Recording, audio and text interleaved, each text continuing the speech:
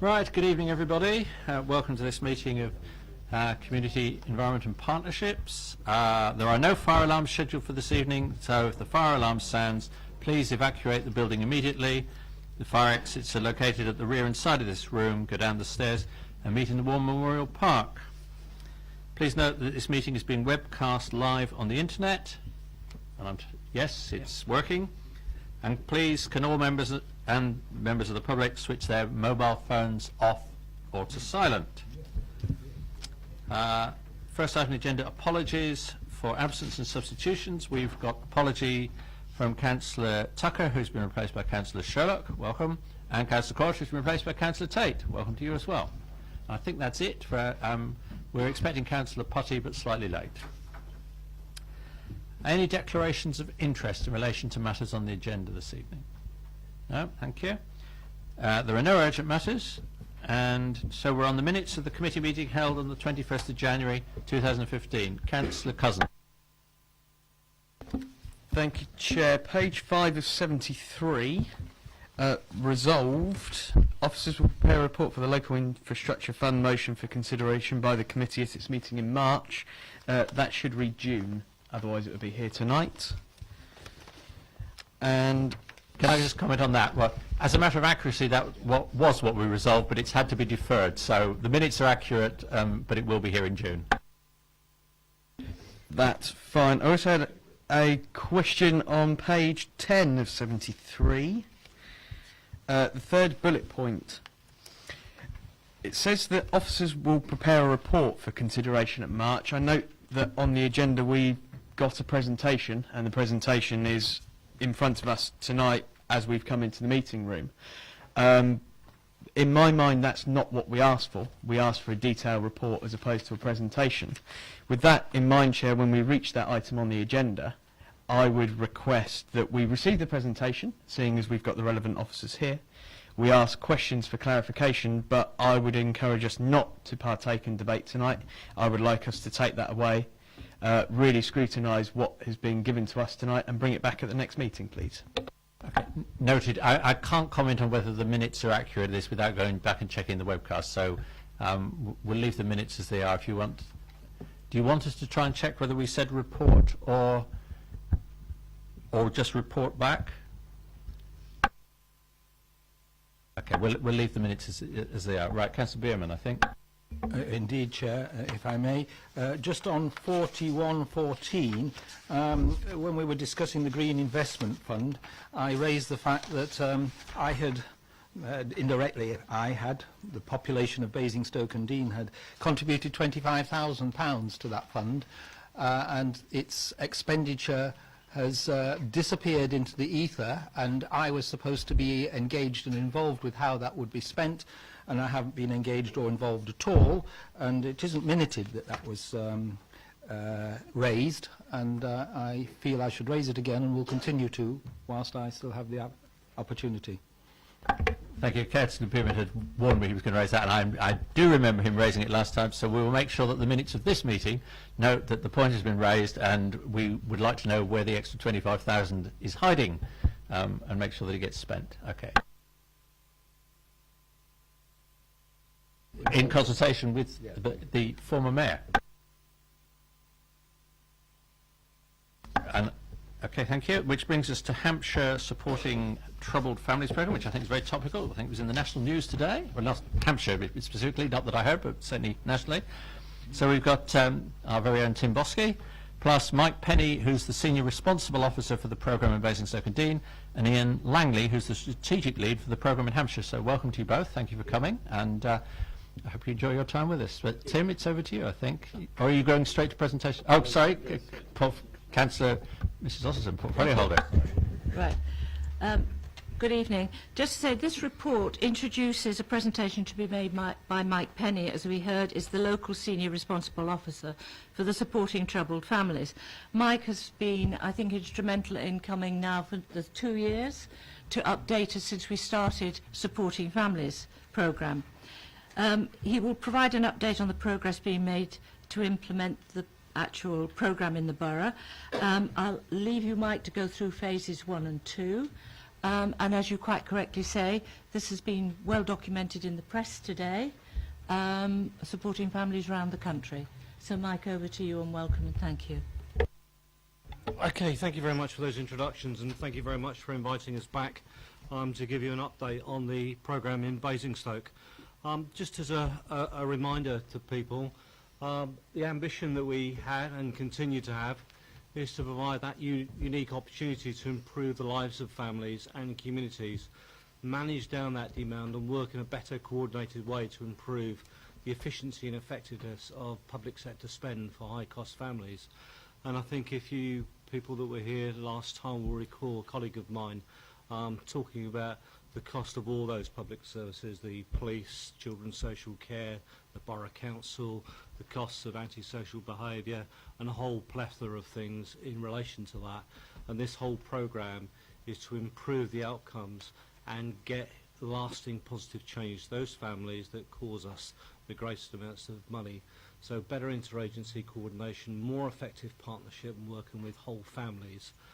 Certainly from a children's services perspective, I can talk intelligently about how we focus very much on children, and we begin to shift that thinking now and thinking of whole families approach to impact both on the parents and the children at the same time. To be challenging and change the way in which we all work. So today we may see some investment of our time which may not yield us immediate benefits, but in the longer term, with that continued collaboration and working together, the aspiration and hope is that we'll all share the benefits and the rewards of that later. So it's about reducing the current and future costs of those high need families. The core principles, obviously family at the centre of the services are, as I've just said, customer first, one family, one plan, and a joined up approach, so all agencies collaborating and working together. Better use of those existing assessments. I think if you were sort of a family in receipt of lots of services from us, all of us, you would probably be fed up with the amount of times that people ask you the same questions and do the same assessments. What we're aiming to have is a complete one family assessment and interventions from a whole range of different agencies providing to one single plan, and then ultimately obviously working together to reduce that high cost demand. Certainly there are figures that my boss here, Ian, would be able to quote you better than I can, but certainly every police call out, I understand, is something like about £250. These sorts of families that we're talking about have the greatest demand on the health service, the greatest demand on county council and borough council services. So I don't think it's, difficult to see the huge advantages that we can gain by working together. And the bottom line is, as it says there, and it's in bold, that collective responsibility, and it should be, and what we're trying to get is for this to be everybody's core business. Troubled families cohort, just to give us a bit of a background, high cost families, 75k per annum on average. Persistent problems, cross-cutting a number of agencies, and all of those are at risk of escalation. So for phase 1, 120 families, £8 billion per annum, reactive spend, £1 billion per annum on targeted prevention. So I don't know if you want to add any more to that, Ian, did you? Well, I mean, that's what the government estimate. Oh, sorry. That's what the government estimate is spent. £75,000 on average, and certainly we can't afford to continue in that vein. And essentially, we've been given a small amount of money up front in order to try, £4,000 on average, to try and obviously reduce that sort of high level cost. But certainly a lot, a lot of that £8 billion is tied up with the criminal justice system.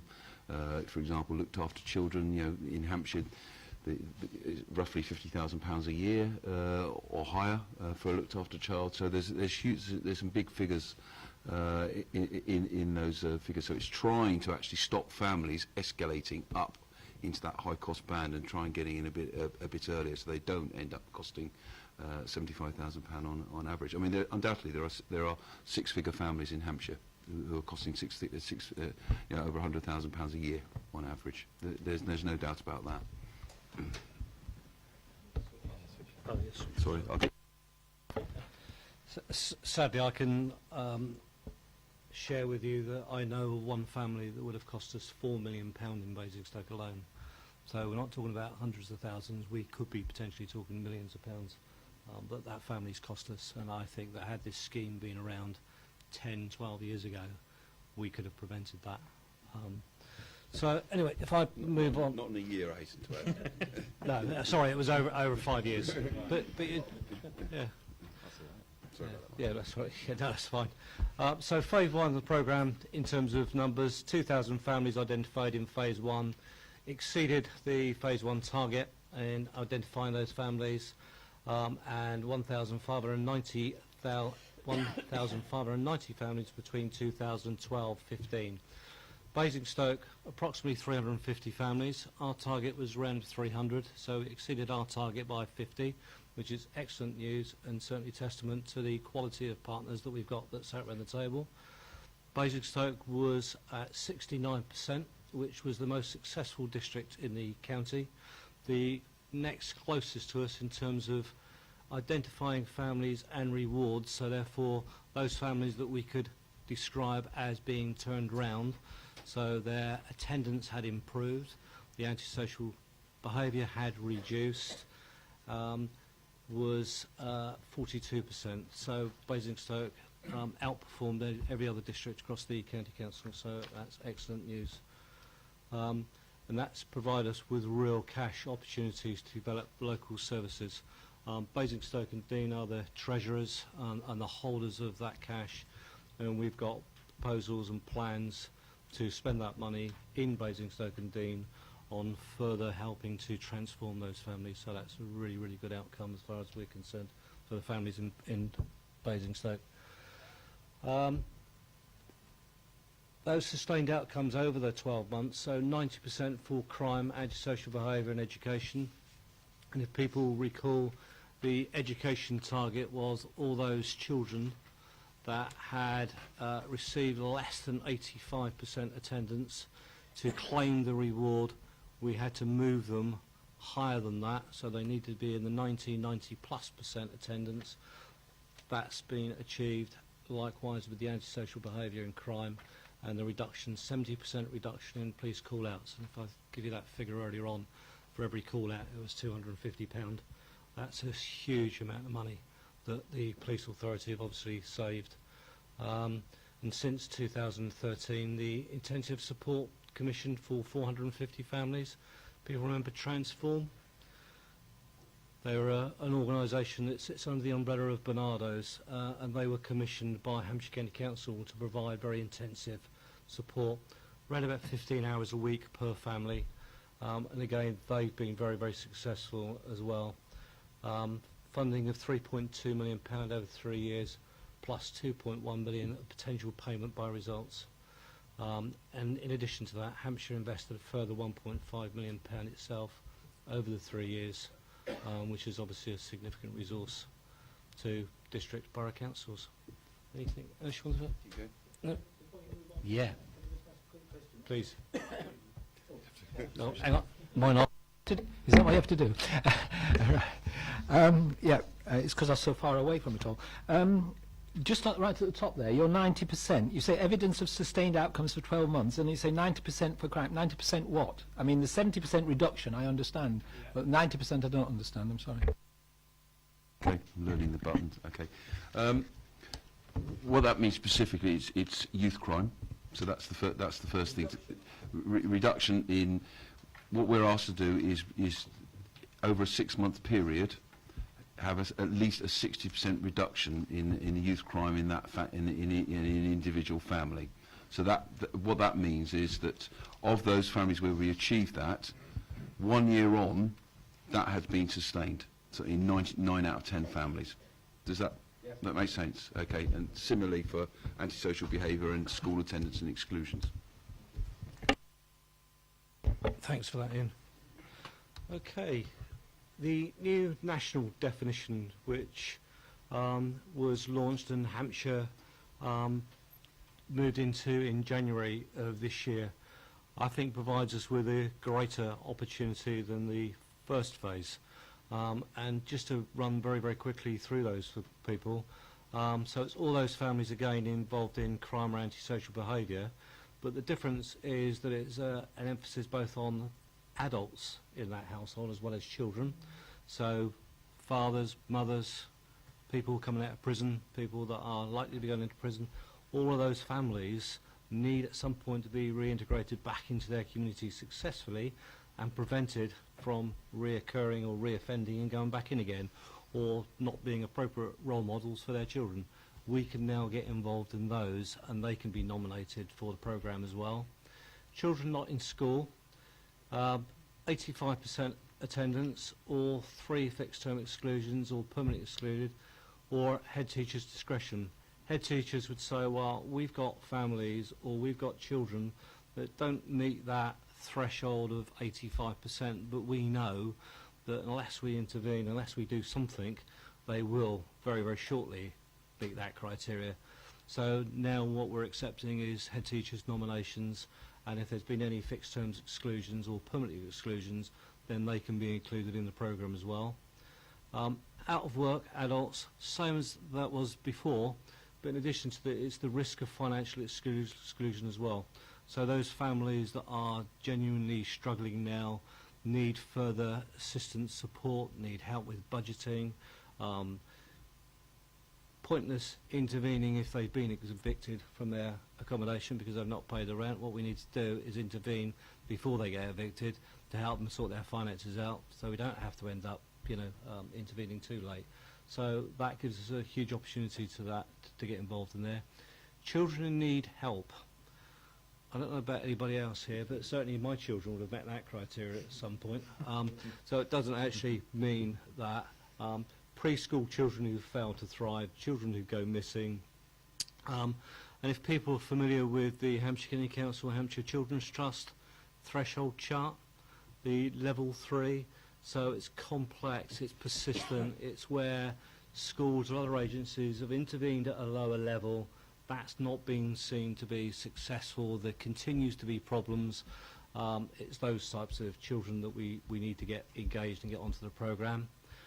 Families with domestic violence or domestic abuse. Now, the really important thing here is that for somebody that's been involved with children's services for 30 plus years, in my experience, what we tend to do is move families and move the children, or we move the perpetrator out, and the perpetrator then goes off to another family.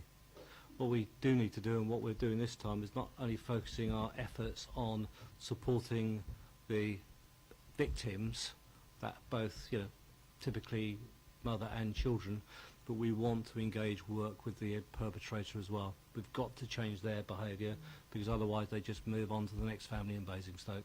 So that's certainly a huge development and a really important one for our point of view. And families with health problems, mental health, substance misuse, obesity and malnutrition. The substance misuse one is probably not of any surprise to anybody at all.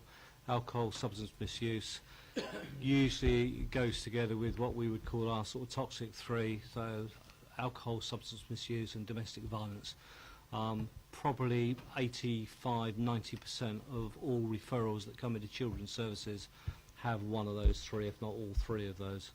So it's really important that that's on there as well. As far as we're concerned, we can now get involved in those and use this programme to support those families.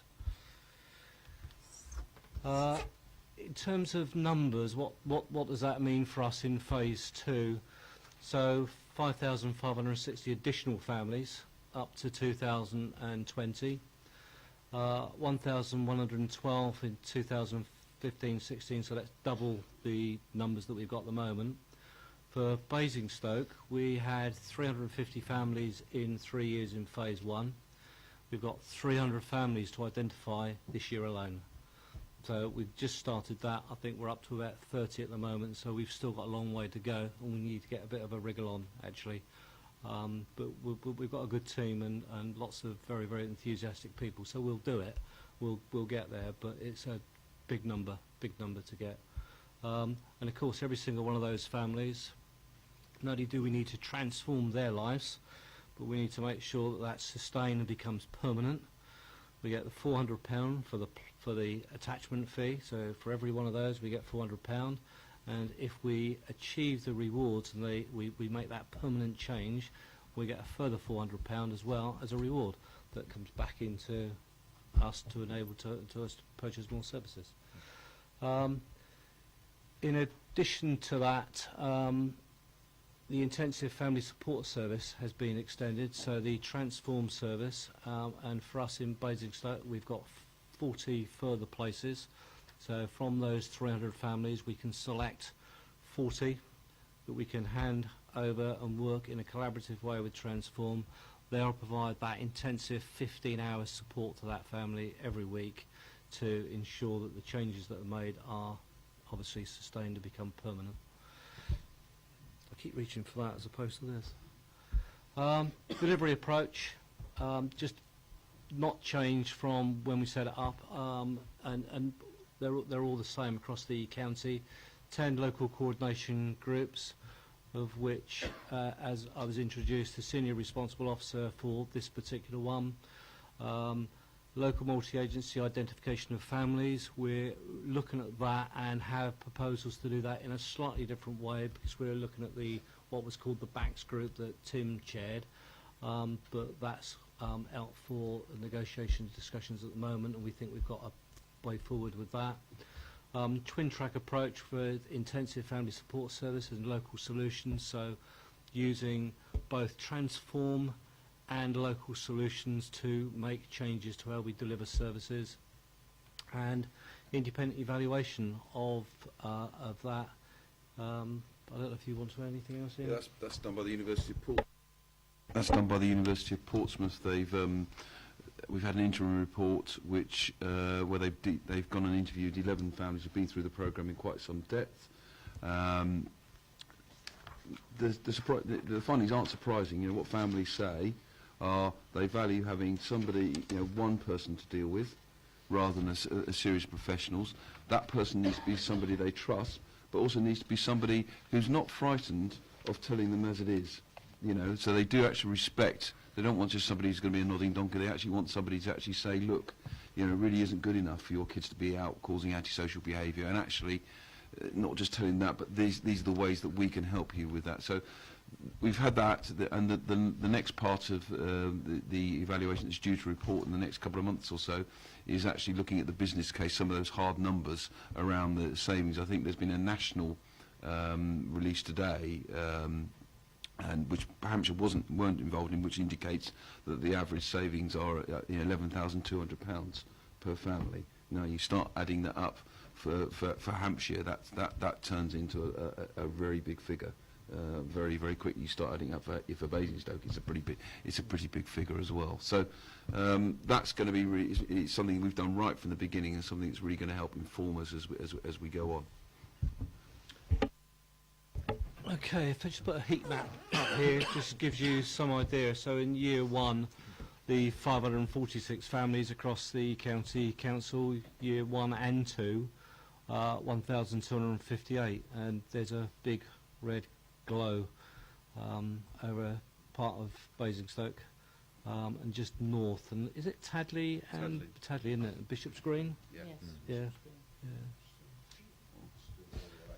Sorry? Still radioactive, absolutely. Okay. No surprises, as Ian said. Families are concentrated in urban areas, high deprivation. In June 2013, 35% of the families were based in 15 wards, etc. Average size of the family is usually about 5, including 1 adult child. 2/3 are single parents. A range of issues, hence the new criteria as well. No surprise, domestic violence, substance misuse, mental health, which we also suspect is underreported as well. Certainly all of those families will be known to the statutory and voluntary agency over the years, generations. Police 58%, children's services 70%, and 80% of those families are in social housing. their health overlay, and it's something that I've learned over the last few years as well. Whilst that figure I think is interesting in itself, I was talking to some health colleagues, and the information that they also have is these families are the biggest users of places like A&E and GP practices, which also is a further cost to the public purse. Transform, mentioned Transform before, intensive family support, 450 families identified to date with positive family outcomes, increasing. Popular with families, and certainly more popular than children's services knocking on their door, and you can probably understand why from their point of view. It's probably a more acceptable level of support, and that's perfectly understandable. Current position, which is likely to increase in base, 50% have had successful outcomes, and we anticipate that going up to 60% plus. Very, very good service and making a very significant impact. Voluntary sector, often find it easier to engage families, because what we've talked about is those families are a huge drain on the public purse, and there needs to be a level of approach that is acceptable to that family. But should that family be given a choice about whether they engage when they're costing so much money? And it's a really, really difficult balance to strike between a gentle encouraging and nudging of families to do the right thing, and a more assertive, demanding approach that they change the way in which they do things. And certainly the voluntary sector do help us with that conundrum of getting alongside families and helping them become a more acceptable face of service than the statutory ones. But that doesn't mean to say that we would fight shy. If we needed to become assertive, then we have to, because I don't think that we can continue to have the drain on the public purse the way it is. The key worker model, as I've said to you, is Transform, is very, very low caseloads, so 4 or 5 families, but they provide that family with up to 15 hours of support every week. And then it's 6 to 12 months intensive work, and then they step down in follow-up visits. And it's the glue, as that says, holding the whole family together. I think we've probably covered that part. Don't need to go through that. Challenges ahead. As I've said, I really, really am proud and really, really pleased that Basingstoke, and it's probably the competitive nature in me, wants Basingstoke to be the top and the best. And whilst I'm retiring on Friday, I'm hoping to continue with the SRO role, because I'm absolutely adamant that Basingstoke will continue to be the best and still continue to be at the top. But in saying that, that doesn't mean to say that we can rest on our laurels and we can think that we've cracked it, because we've not done that by any stretch of the imagination. We've still got 300 families to find. We still lack knowledge about what supporting troubled families is, and the work of Transform amongst some agencies. And it's got in brackets their health and schools in particular, and that's absolutely right. But I have to say that in children's services, they also need to increase their knowledge and also accept the fact that they've got to change as well. Organisations can struggle with the concept of joined up working, and I've always of the view that eligibility criteria is used by agencies not to help families, but to protect their own services. And that's understandable when you've got a finite service. You need to find ways of collaborating and working together so families don't fall down through the gap. So we need to move away from that very siloed working. And we need to sell the benefits and celebrate those successes both locally and nationally. And I think that that's probably it. Okay. Thank you very much, Mike. I think that was. Lost me a bit of paper with your name on, but I think I've remembered correctly. Right. Committee, the recommendation is that we should note the progress. I hope our visitors will be willing to answer a few questions. So just to make it clear, I'm not planning to have a separate debate from the questions. So if you want to make observations as well as asking questions, now is the time to do it, because we're only asked to note this. So, Councillor Miller. Thank you, Chair. Mike, thank you very much for that excellent presentation. That's the first thing I'm going to say. And thank you also for giving the indication of how well you and the other organisations are working in Basingstoke. And when we sort of look at the town and the district, we've got 180,000 people in the district and over 100,000 within the town itself. We're looking at a very small proportion of individuals, and it's heartening to hear from you that you're able to focus on those particular individuals, families, family groups. And I've come into contact with one or two of them in my role as a governor of one of the schools. And I'm very glad to see that you've now got some joined-up thinking around, because it's something that I've always believed in, that the various organisations have to talk to one another. The silo approach, which you mentioned at the end, doesn't really achieve a lot. It might internally within the particular silo. And it's in other aspects, it's this whole methodology that you've generated is something I'm sure other members would agree with me that we would like to see more of, because once you do start working together, you join the dots, and this is what it comes down to. So, Chair, it's really, from me personally, a vote of thanks for this presentation. It's very encouraging, and let's keep in touch, and anything we can do to help you, well, certainly, as far as coming from me anyway, I'll support you as much as I can. Thank you. I think it was Councillor Westbrook next. Thank you, Chair. Thanks, Mike, for the presentation. It was very good. Just a couple of little things I wanted to ask you. You mentioned on page 14 of 73 in our agenda, I suppose it's not on yours, if I read it out it'd be easier probably, about the reduction per family to 1,800. I think it was 5,000, I believe.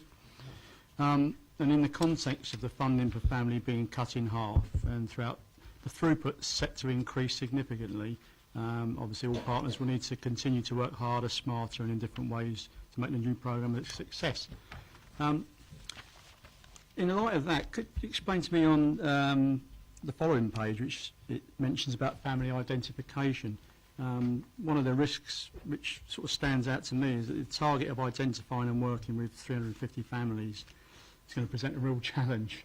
And obviously if identifying less than that target will actually reduce the amount of funding. So, I mean, obviously that's a big problem for you.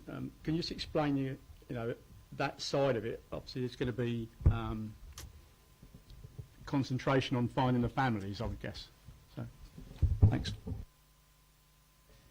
I think for me, and certainly it was sort of hammered home to me in the very, very early days of this programme, is that it's never, ever, ever been about the money.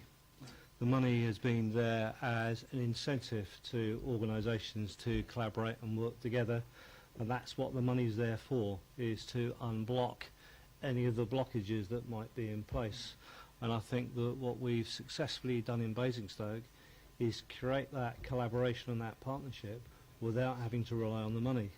So having built on a strength now of partnership, finding those 300 families is not going to be difficult, but it does add to it a further reward opportunity for us as well.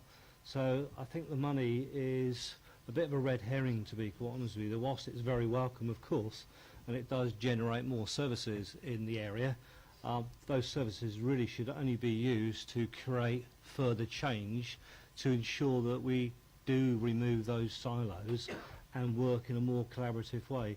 But Ian might want to add perhaps certainly more to that. I've got nothing to add, never a good answer,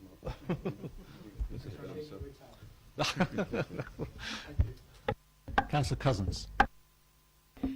Thank you, Chair, and again, thank you, Mike and Ian, for the presentation you've given us. I want some clarity on something. I appreciate it's in the report that's been written. I think it was by our officers, but hopefully you've got a copy to hand. It's on page 15 of 73. It's point 5.4, which talks about that a strategic review was taken place looking at the support already available within the borough for troubled families, and looks at where any additional support can be found. And it says that it's proposed that local services will be commissioned to help plug this issue. How is that process of commissioning and finding somebody to cater for those four needs going to work?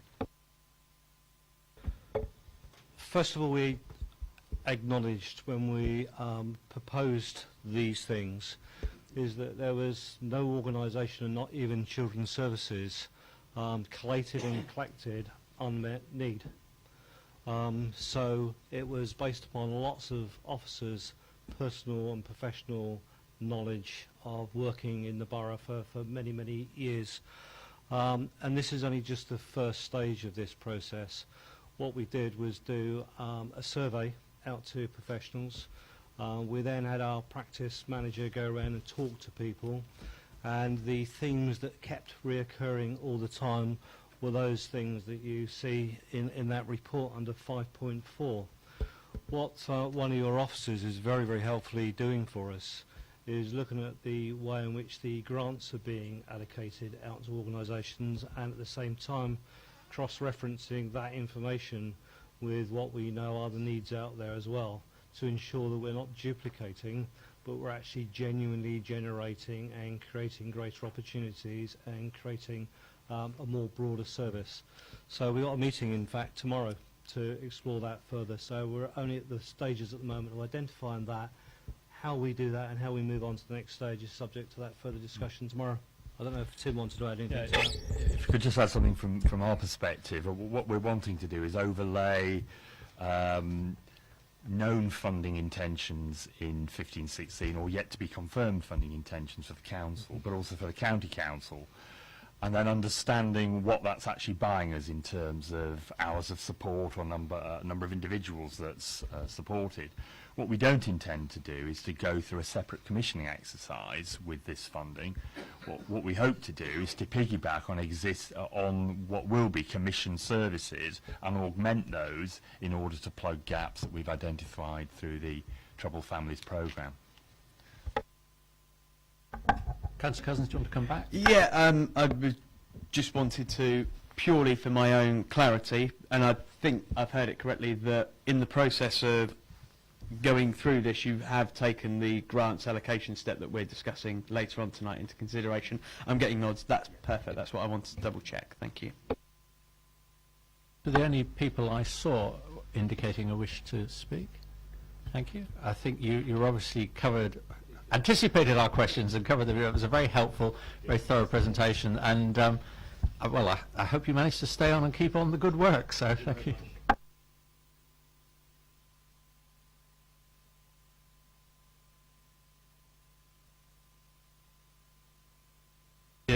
Brief pause while people change seats and the officer changes this presentation. So.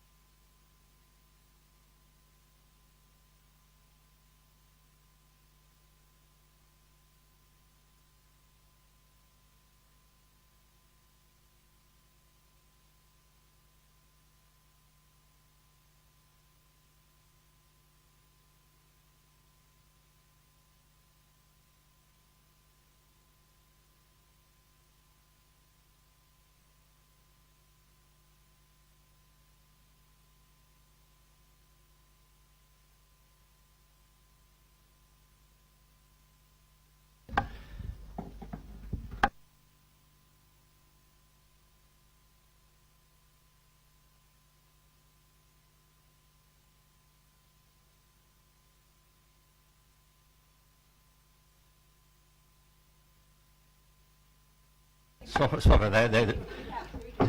This is called passing the buck. You put your nameplate next door and hope that someone else is. Right.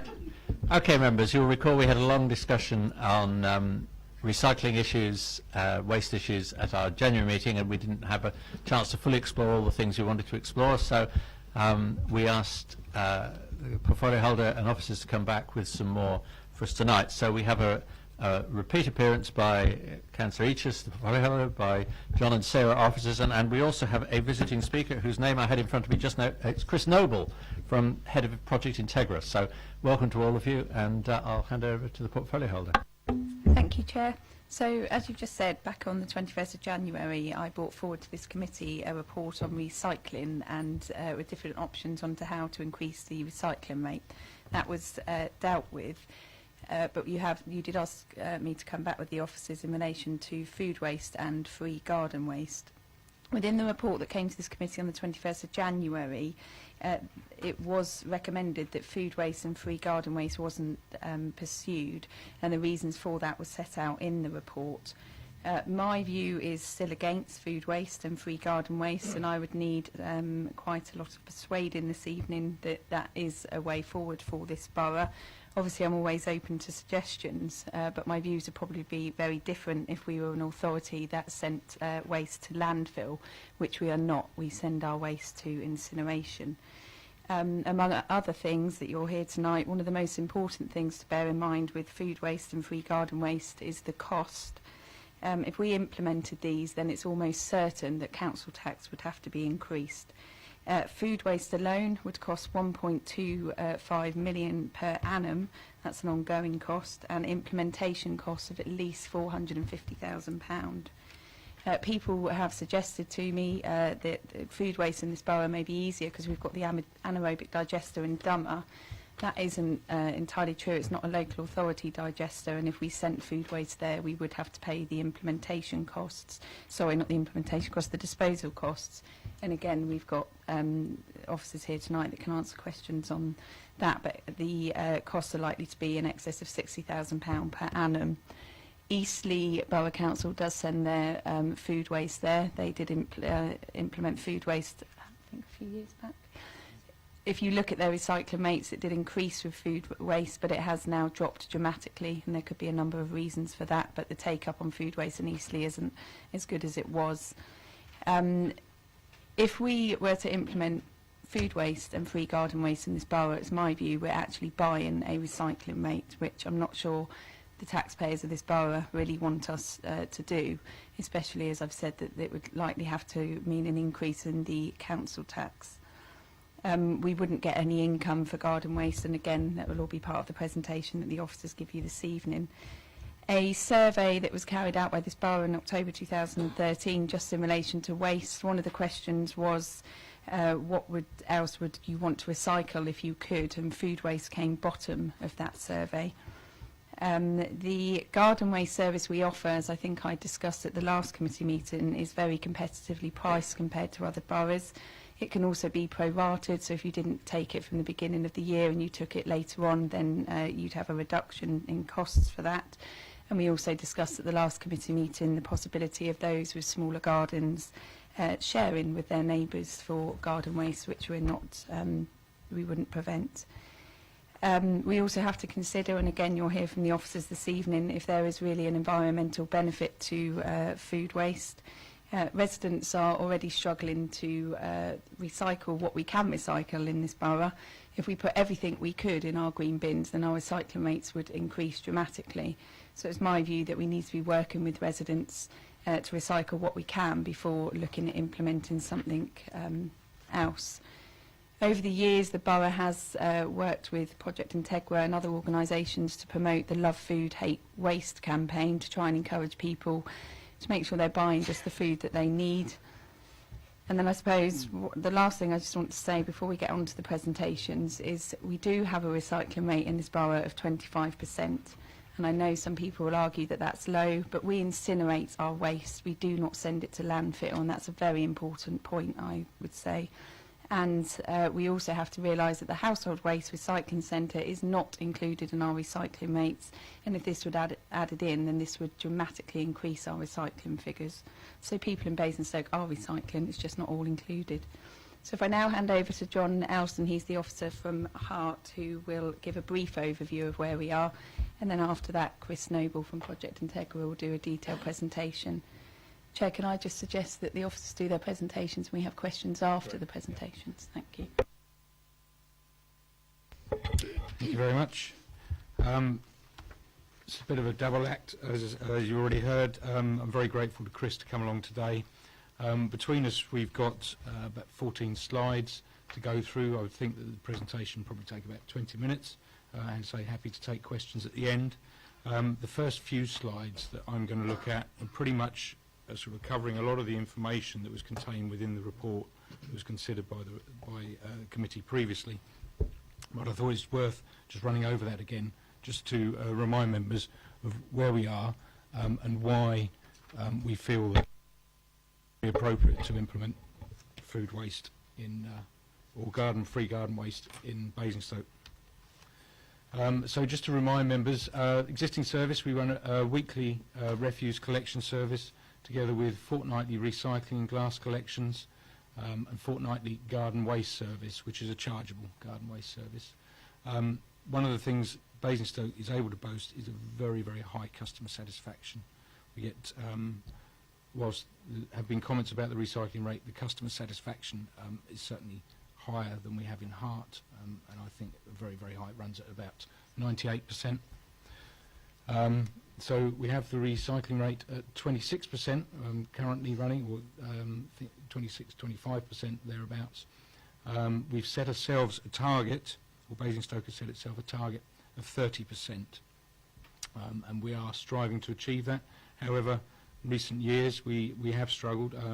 We introduced the free glass collection service, or curbside glass collection service, which we hope would increase on that. But we've also seen a reduction in the amount of packaging that's going into the waste stream, and so as a result, our forecast, we always struggle to achieve that 30% forecast.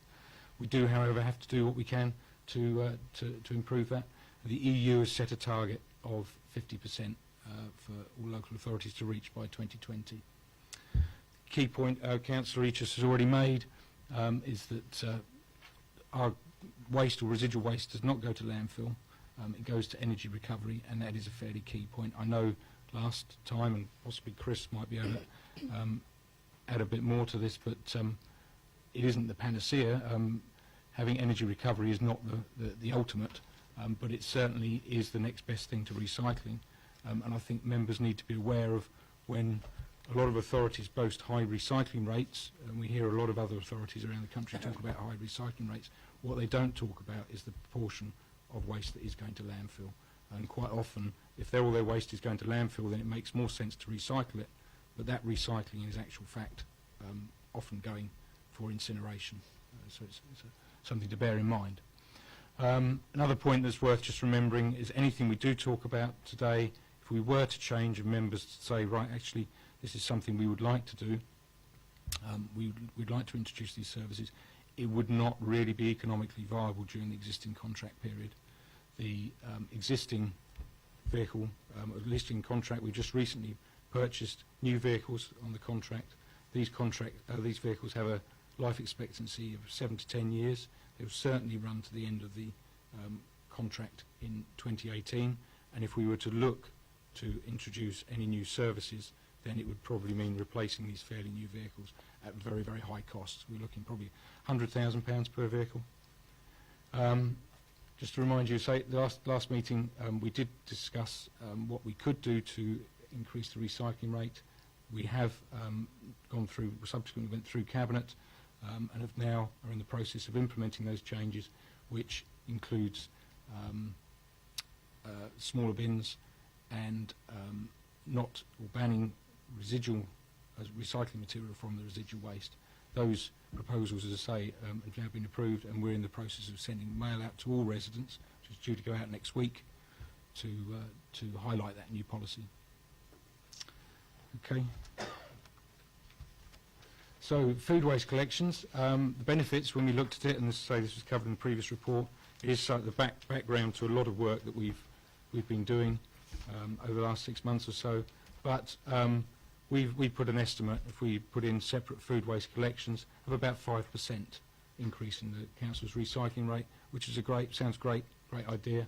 I would caveat that again, but remember that is not 5% out of landfill, that's 5% out of the incineration. So there's a question to be had there as to what would be the environmental benefit. So that was the advantage. Say that was the only advantage we could find with implementing food waste collections. Disadvantages, well, as I've already mentioned there, separate collection vehicles. You can have if we had new vehicles, you can have split-bodied vehicles. You could have residual and food waste collected together, but we don't have those. It would mean replacing existing new vehicles if we were going to do that. So we would need to replace the vehicle fleet. If we were going to introduce it now, we were running separate collection vehicles, then again, you've got to think about the environmental benefit that would be associated with that, or disbenefit. The fact you've got those vehicles are running 5-6 miles to the gallon, running around the district, it really, environmentally, struggling to see a benefit there. There's the practicalities of it, and one of the things that we picked up when we did a survey with customer survey and experience from other areas is it can be messy. It's not something that's particularly popular with residents. The idea, okay, so we're recycling this, but it means you've got to have a separate bin, where you're going to keep that bin. It's difficult for people in flats. They're going to have a separate food waste collection. They've got to separate their residual waste, and they've got to have this messy food waste collection bin. So to look at it as an option, it's not something that fits well with the council's existing collection arrangements.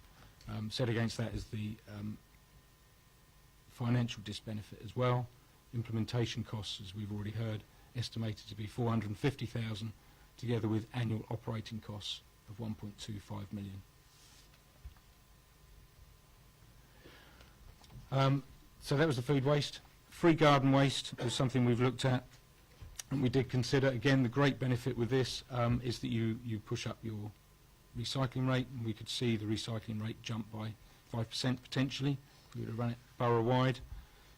Again, think about, is it the recycling rates we want, and what's the environmental benefits behind a higher recycling rate?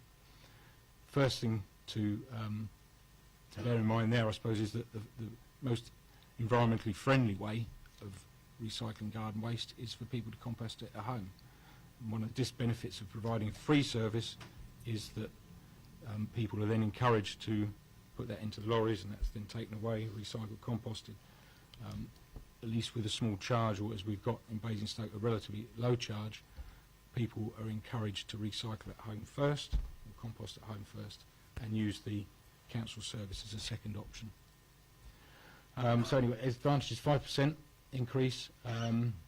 Offers a service to all residents, which is great. So from the council's point of view, offer a free garden waste service. It's another, I guess, tick in the box. Customer survey, when we did a customer survey back in 2013, found that 14% of residents currently don't use the garden waste service because they feel it's too expensive. So the advantage there would be we'd pick up on those residents, and that's a potential advantage. Disadvantages: free garden waste. Households without gardens would be subsidising those with gardens. So I think there's already been picked up, running it across the borough. Not everybody's got a garden. Lots of people live in flats. This cost, and we come to the cost later, would be added to the council taxpayers rate. So those people would be subsidising everybody else, and for what benefit, I guess. I've mentioned the negative environmental impact. It's sort of better to compost at home. Increased collection, as we've got with food waste. We've got increased vehicle movements, because if we're going to, at the moment, we run 2-3 vehicles, garden waste vehicles. If we increase it and run it across the borough, then we would need to increase that number, that vehicle fleet. So is there an environmental benefit in that? The final point down at the disadvantages is we don't receive a payment for the recycling of garden waste.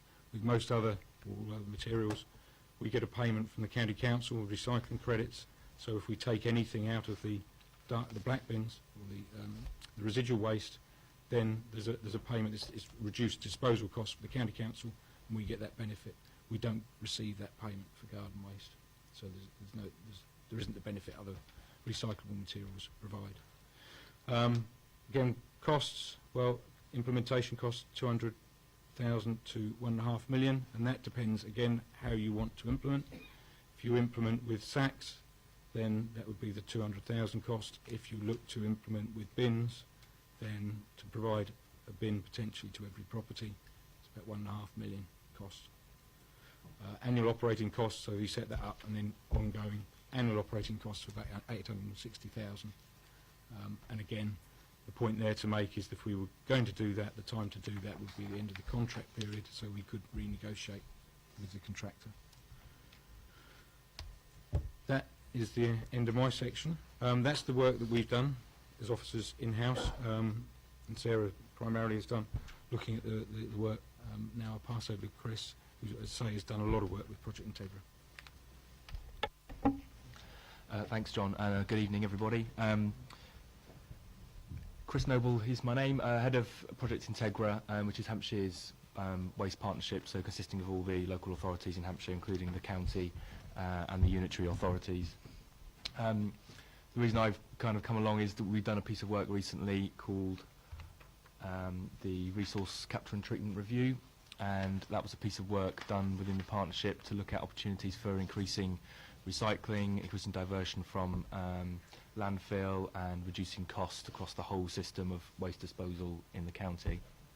And we had a couple of objectives of that review which are relevant to the subject matter we're talking about tonight, and that was about optimum methods of collection and disposal across the county, and I'm trying to identify some opportunities for new technology and new waste techniques that might be out there that we're not perhaps up to speed with.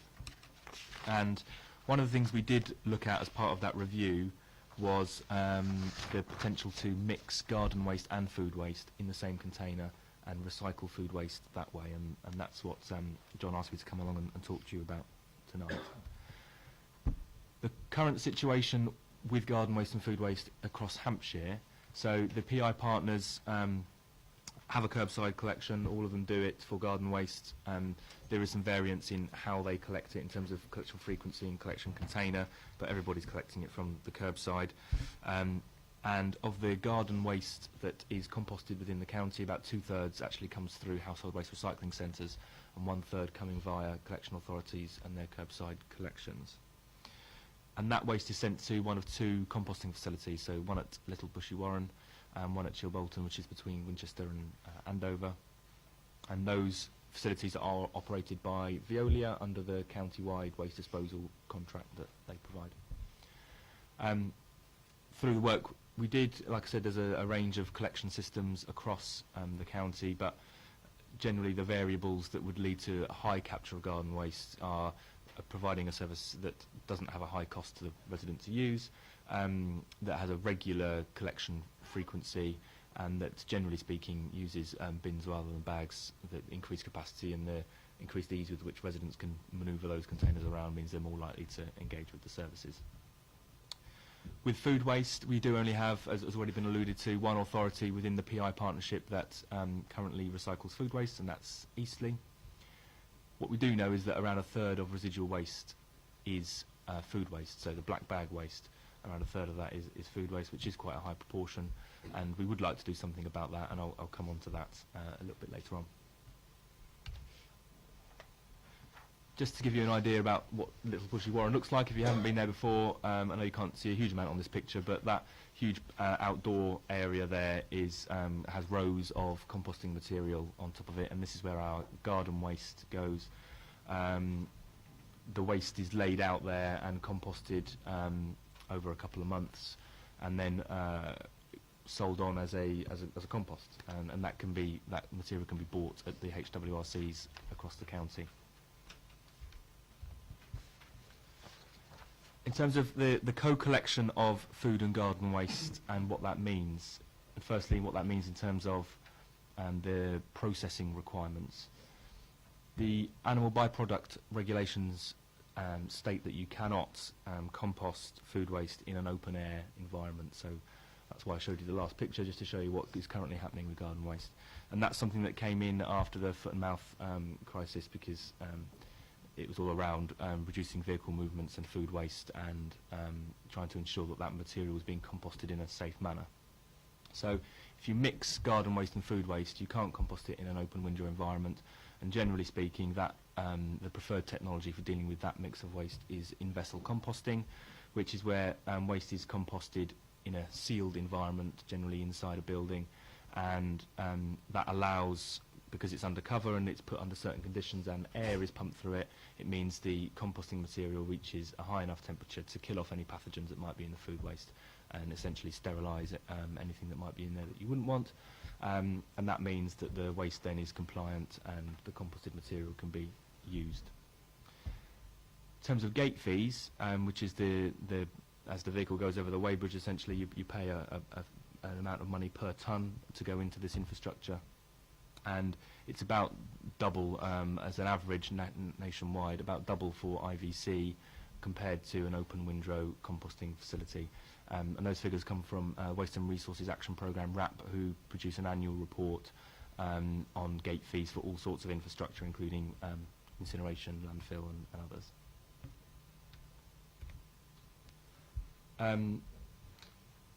Like I've already said, the composting facilities that are provided under the waste disposal contract are open windrow systems rather than IVC.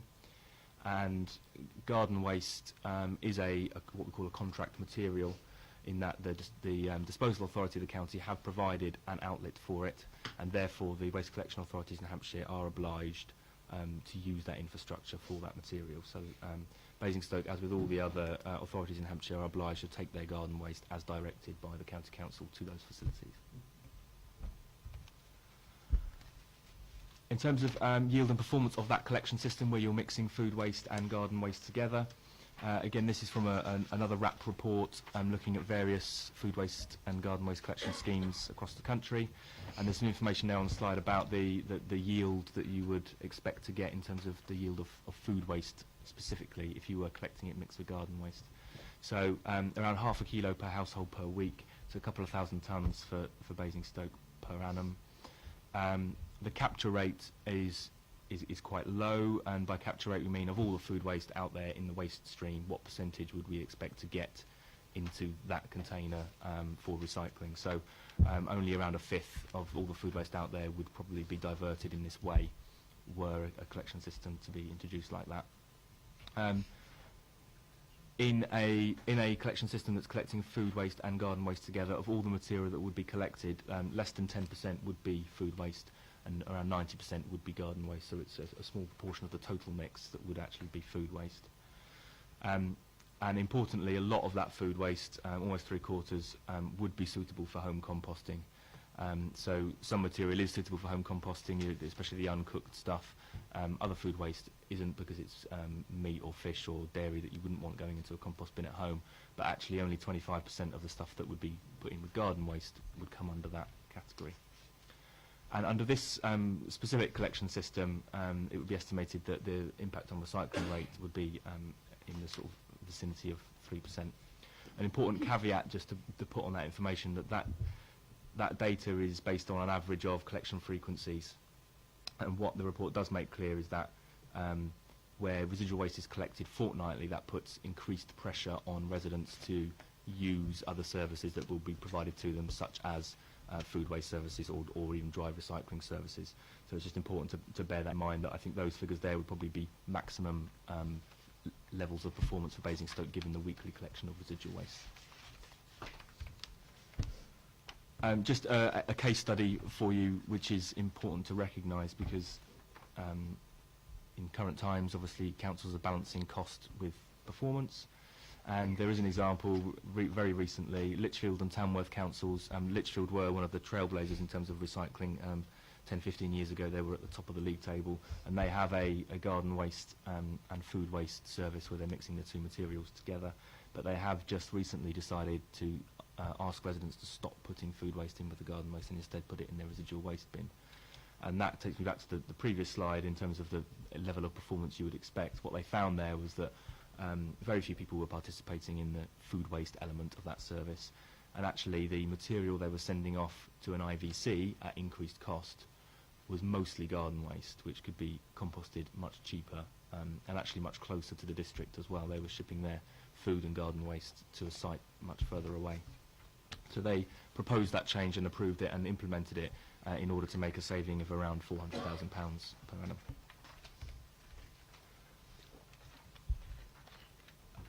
Final slide, I think, just to make a couple of final points. And the first one is also important around charging policy. So the legislation allows waste collection authorities to charge for garden waste collection, and that's the controlled waste regulations. that piece of legislation doesn't allow authorities to charge for food waste collection. So for authorities that introduce garden waste and food waste mixed, that's not a chargeable service. You cannot make a charge to the resident for that. And finally, to kind of end on a positive note about something that we are doing across the Project Integra action plan. There is a PI plan for waste prevention, and that includes all sorts of stuff around trying to minimise bulky waste going to landfill, in promoting home composting. Around food waste, that plan does recognise that around a third of residual waste is food waste. And whilst it's going to energy recovery rather than landfill, which is obviously beneficial, clearly it would be better if we could prevent that waste from arising in the first place. That's what sits at the top of the waste hierarchy, and that's where we'd like to be. So the County Council in particular are leading on a Love Food, Hate Waste push. So Love Food, Hate Waste is the national campaign to try and get members of the public to waste less food. And County Council are going to be tying in with that, and that approach is very much focused on trying to get key messages into the community and getting community champions to spread those kind of messages. And it's all very common sense type activity, but it's around getting residents to make sure they're checking dates properly, making shopping lists before they go shopping, all that kind of common sense behaviour. But we know, because of the amount of food waste that's going in the residual waste, that a lot of members of the public are struggling with that side of things. So that campaign is very much to help try and reduce the amount of food waste that's in the residual waste. And if we can do that and reduce the residual waste, then that will increase recycling rates, because essentially if you reduce the amount that goes to incineration, your recycling as a proportion will go up. So that would have a positive impact on recycling rates. Okay. Thank you very much to the portfolio holder, to John and Chris. We will do questions first. It'd be helpful if you could indicate which of them you're asking the question to, and then they can all get Sarah to do the answering, I suspect. But, and then we'll come back to the point that Councillor Cousins made at the beginning. So Councillor Bound. And thank you, Chair. I think it's to Councillor Euclid, probably, I think. I mean, the whole tone of this report seems to be negative towards any other recycling than what we already do. That's the way that I take it. But what I'm really interested in is, how do you intend to get recycling rates up from 26 to 30%, which is your target, but with an EU target of 50%? First of all, just picking up on your first point, I wouldn't say it's negative. I was just putting forward the facts, and we do want to recycle. But people keep going on about this figure of 25-26%, but it doesn't. It's not a true reflection of what this borough is actually recycling. A number of people home compost. That isn't in the figures. The household waste recycling centre, if you go up there in Wade Road, they've always got figures saying we recycle up to 90% of our waste on occasions, and that's our residents. That's Basingstoke residents, but that's not in our figure. We brought a report to this committee in January which set out a number of incentives to try and assist people to recycle. So banning things that go in the banning recyclable materials in your grey bin. So that's going to encourage people to put into their green bins recyclable materials, and hopefully encourage people not to contaminate waste, because you contaminate a whole lorry with a dirty nappy. That's what we're trying to stop, so that we can increase the recycling rate. And I think you heard Chris from Project Integra say that they're working on different plans all the time, and they're constantly working at looking at what other waste we could recycle curbside to make it easier for residents. So yes, we do want to increase the recycling rate, but we also have to balance that against how can we do it, and the cost to our residents. You know, you've just heard that it would cost 1.25 million ongoing cost per year to recycle food waste, and I'm not sure that our residents or taxpayers want to charge that, because we can't charge them directly, but the charge would be indirectly via the council tax. yes, supplementary. Oh, sorry. The more people want to speak, then you can do your supplementary. Just wanted to make a couple of points, actually. Just clarifying that, so the report that came to this committee previously, the recommendations that were agreed by Cabinet, that was, we were hoping, lead to a 4% increase. So that would take us, based on existing figures, say 26% to the 30% target. The other point that's worth mentioning, it hasn't been mentioned here, but Chris, I know, can tell you a lot more about it, is at the moment we're not allowed to include the bottom ash from the incinerator within the recycling figures. And if we're allowed to include that, which a lot of EU countries do, that would push up recycling rates by 14%. But I'll let Chris add a bit. Yeah, so this is the material that is left over after the energy recovery process. So it's ash, obviously made up of inert material that hasn't been fully combusted during the process, and that goes to one of two places. The metal is pulled out and recycled, and the rest of the material goes into a building aggregate, most commonly into road building. So that material, as well as generating electricity, that process produces another resource that can be used, and obviously that aggregate is replacing virgin material that would otherwise be quarried out of the ground. So the environmental benefit of that is obviously significant. Because of the way the regulations currently are with reporting recycling performance, we are not, as local authorities, able to fully account for that in our recycling figures. As John rightly pointed out, for the partnership, for PI, it would add around 14% to the recycling rate, which does get us just shy of the 50%, so it gets us almost all the way there. And one of the roles for myself as head of PI is a lobbying role for central government to try and get that activity recognised, because as Councillor Leach has said, there are other areas that are sending a lot of their material to landfill. They might be recycling more, but they're sending a lot of it to landfill, and we feel like that's not a true representation of overall performance of the waste collection and disposal service. Councillor Band, supplementary. I wasn't quite sure about what you were saying about the food recycling, about much of it is not going into the... Could you explain how you got your figures about food recycling a little bit more clearly to me? There's something you mentioned about a lot of it is not being recycled, or is just, or the residents are not putting it into their... What are they doing with it if they're not putting it into their bins where it couldn't be recycled? I think was it the capture rate figure that I mentioned around?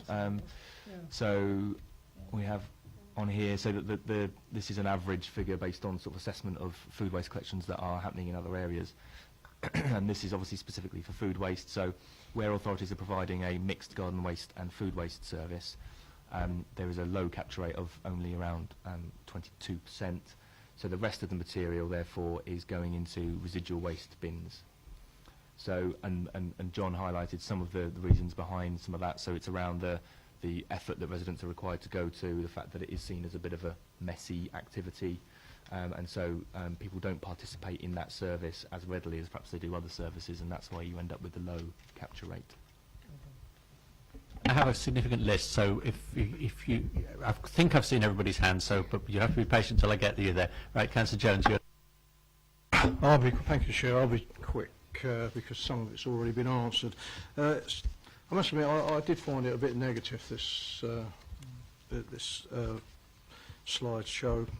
But about the targets, the 50%, have you looked into what the costs will be if we don't meet them? You've looked at the cost of doing things, but if we don't meet them, they're not going to say, oh, good on you, you've only got 30%, carry on. There's going to be a cost. We're going to be fined at some stage if we don't reach those targets. And when we talk about recycling, when we first kicked it off years ago, I had the portfolio, I may add, was that there was a cost involved then, but we had to go along those lines, and when you went over to collecting glass, we were actually gaining more money by keeping it in the recycle bins in pub, car parks and everything else. But we had to go that way, so really I'd like to know what the thinking is and how likely is it to change some of these targets.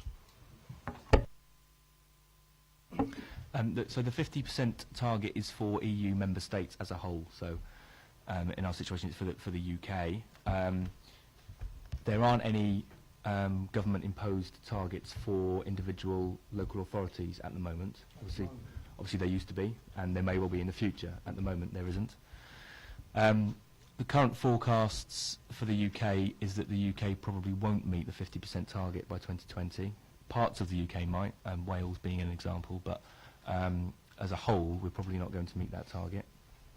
Central government does have the ability, via the relevant legislation, to pass on EU fines to those authorities it deems to be responsible.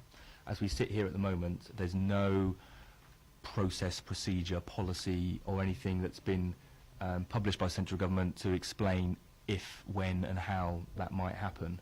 And that is something that we have brought up with DEFRA as a partnership in the past to try and get some clarity around that. Obviously, for them to do that would be extremely difficult given the differing levels of performance, the different pressures on different authorities that there are across the country. You know, are we really asking in London boroughs, with all the issues that they have, to recycle 50% and the same as we are rural district councils? How would that work? What is the expectation on individual authorities? And unfortunately, without targets for local authorities, it's very difficult for us to judge what the right level of performance is and what we should be aiming for.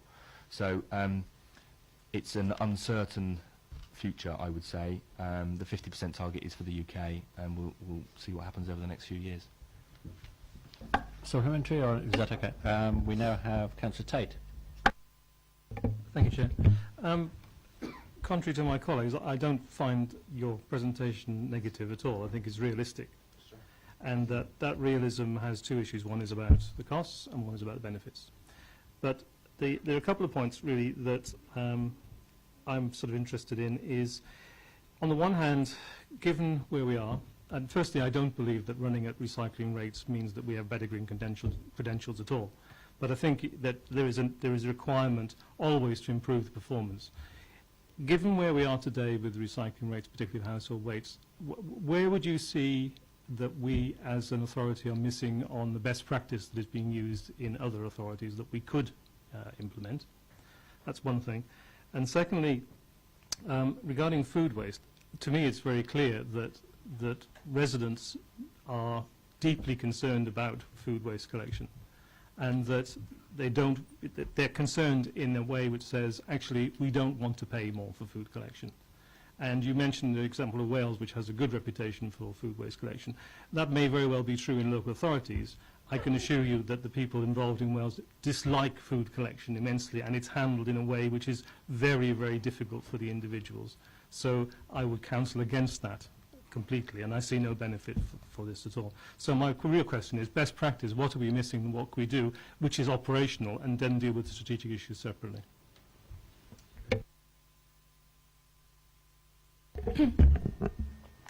I know I mentioned this obviously at the last meeting in January, but one of the biggest issues we have with our recycling rate, if we weren't to include litter in our recycling rate, which unfortunately we have to, but the government had said that we didn't have to, but we do now. But without the litter, we would be 34–35% recycling rate. But because unfortunately we are such a clean borough in Basingstoke and Deane, that unfortunately does bring down our rates. We are one of the highest collectors of litter for Basingstoke and Deane and across the county. We even beat Portsmouth and Southampton. We do have big issues, I don't know why, but we do have big issues with litter in Basingstoke, but that does pull down the figures. That's why when we introduced glass collections 2 years ago, we predicted having 4 or 5%, but unfortunately that was wiped out by the litter tonnages that we collect in the borough. Thanks. The other thing, you say best practice. I think we do a lot here. We've got the plastic banks. We can recycle plastic bottles, paper in our curbside at home with glass. Another thing is education, which we are really trying, and I know the officers did a really good incentive last year when they worked with the schools, teaching the children, go home to tell mum and dad what to recycle. There's packs going out which will start hitting the doorsteps on Monday. Basingstoke and Deane today goes out next week, which will set it out. So it's really education as well, and that's a duty on all of us, as you know, the borough as well. But we have got a very good comms team that help with that, and we're doing all we can. So education's another key. Sorry, can I just ask Sarah to explain again this about the rubbish, the litter? So the litter counts as part of the total that we're not recycling in some way, is that right? Yes, I'm doing it at the moment. I'm working on a sheet to send out to all councils, because I know this was brought up at the last meeting, but it isn't quite easy to explain it in small words. But basically, every single piece of litter that we collect in the borough is counted as a total tonnage, and then what recycling is a percentage of that. So we don't, it's not just what's in the bins, it's what's in the bins, what's in the litter bins, what's collected by the street cleaners, litter pickers, everything, fly tipping. Fly tipping can be taken out, but we do, unfortunately, sometimes it's difficult to keep that separate, so that sometimes goes in with the litter. So whilst we're doing really well on the recycling rate, if we were able to just declare the recycling from the bins, the glass collection and things like that, then it would be a lot higher. But because the total tonnage is so much more, the percentage is hidden. Councillor Cousins. Thank you, Chair. I've got some questions purely for clarification. So much has been mentioned about the Chinham incinerator, and we incinerate waste rather than landfill. Does the byproduct of incineration actually supply any energy to homes in the borough?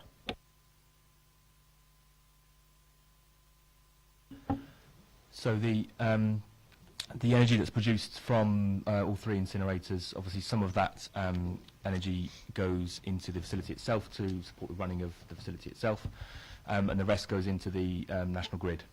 So take from that what you will, I guess. I guess you could argue yes. I mean, the three energy recovery facilities together provide enough power for about 52,000 homes. Thank you. I want to ask the portfolio holder, if I may. At the last meeting, you mentioned one of the reasons for taking the grass cuttings out of the residual bin was because it was wet, it affected the performance of the incinerator. Surely food waste, which is also wet, has a similar effect.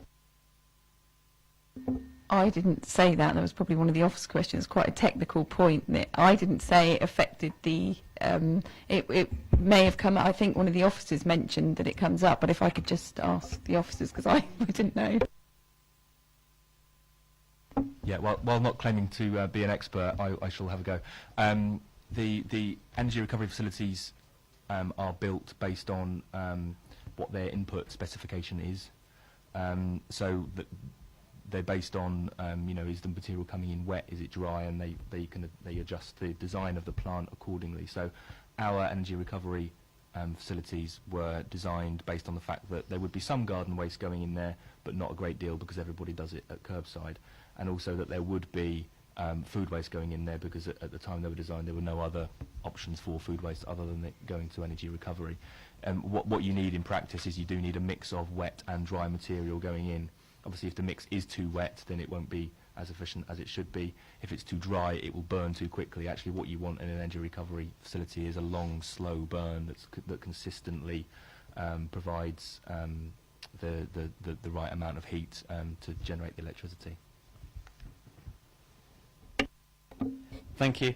And just sort of finally, the portfolio holder, you've mentioned that it would take a lot for you to be convinced otherwise, and I suppose in one manner I can understand your point, even though I disagree.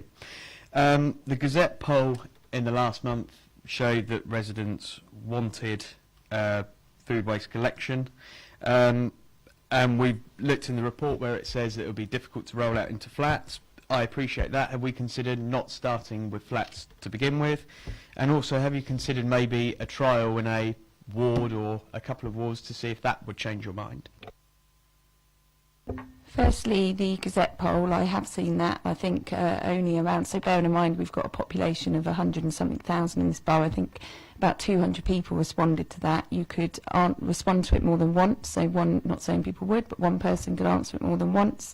56% said yes, and if you look on the Gazette website and many of the comments that were given in response to that, a lot of them were negative about food waste, so I don't really think we can rely on a poll from just that poll.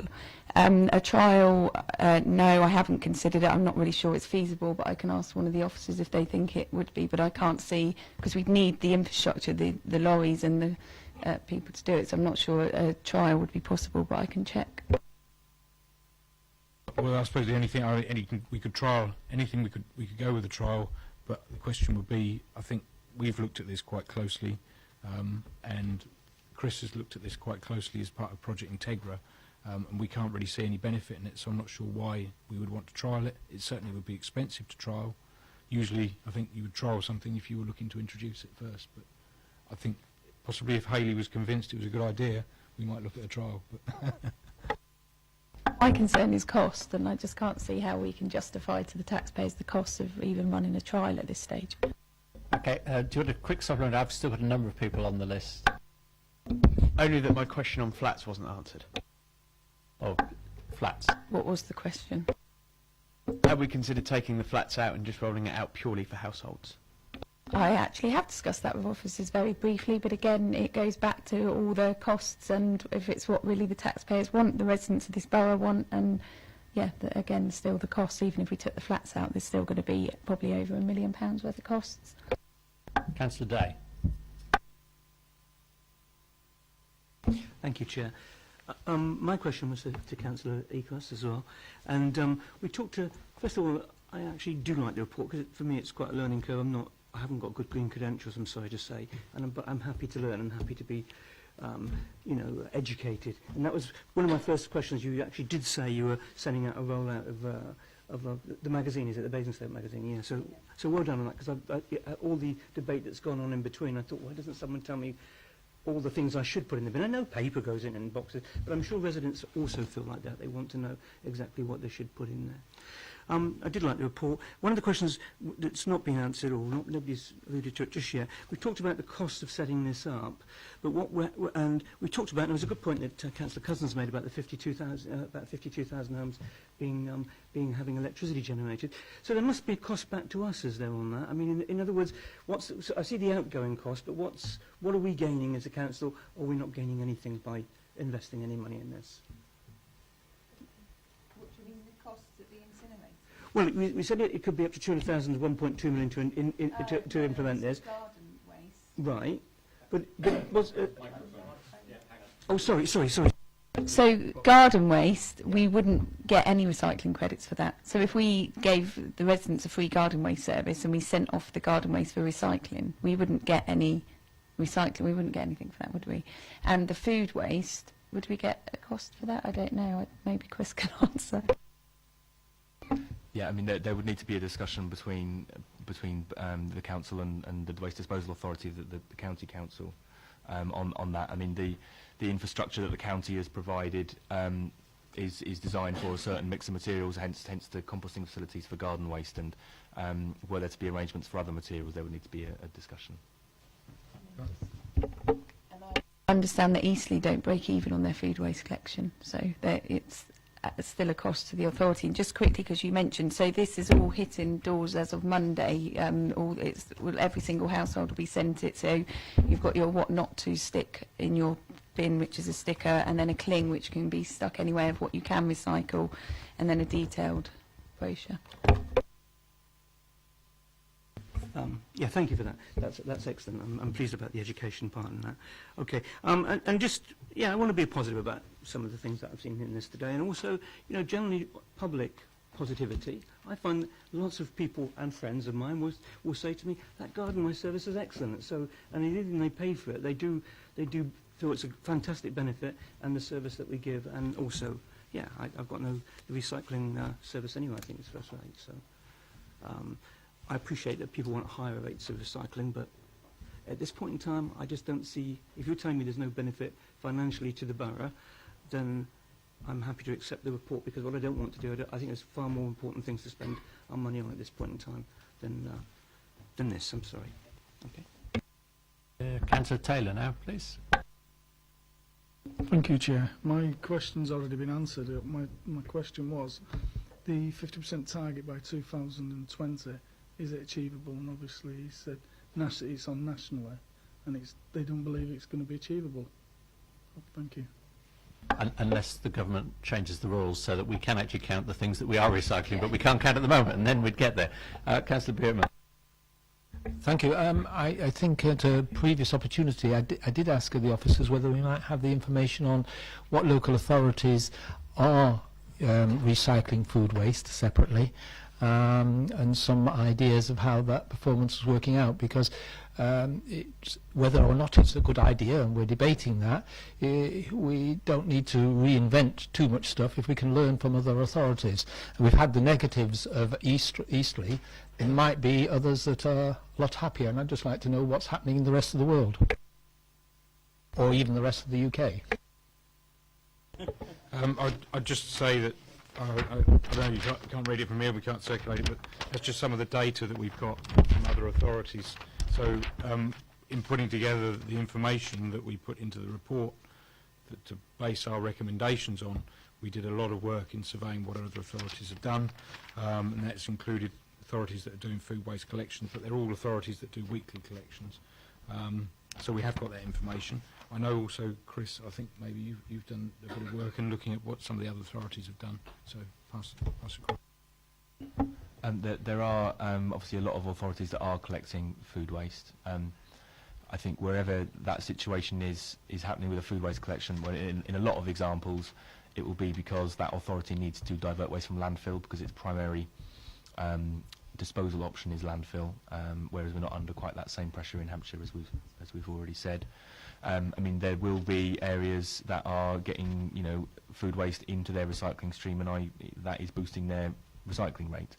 I think you need to take the whole picture in the round and also look at the cost of that service. What we do know is that we've done quite a lot of work on costs recently in PI, looking at the collection costs for PI authorities, and all the authorities in Hampshire compare really well when you compare nationally in terms of cost per household for providing the waste service.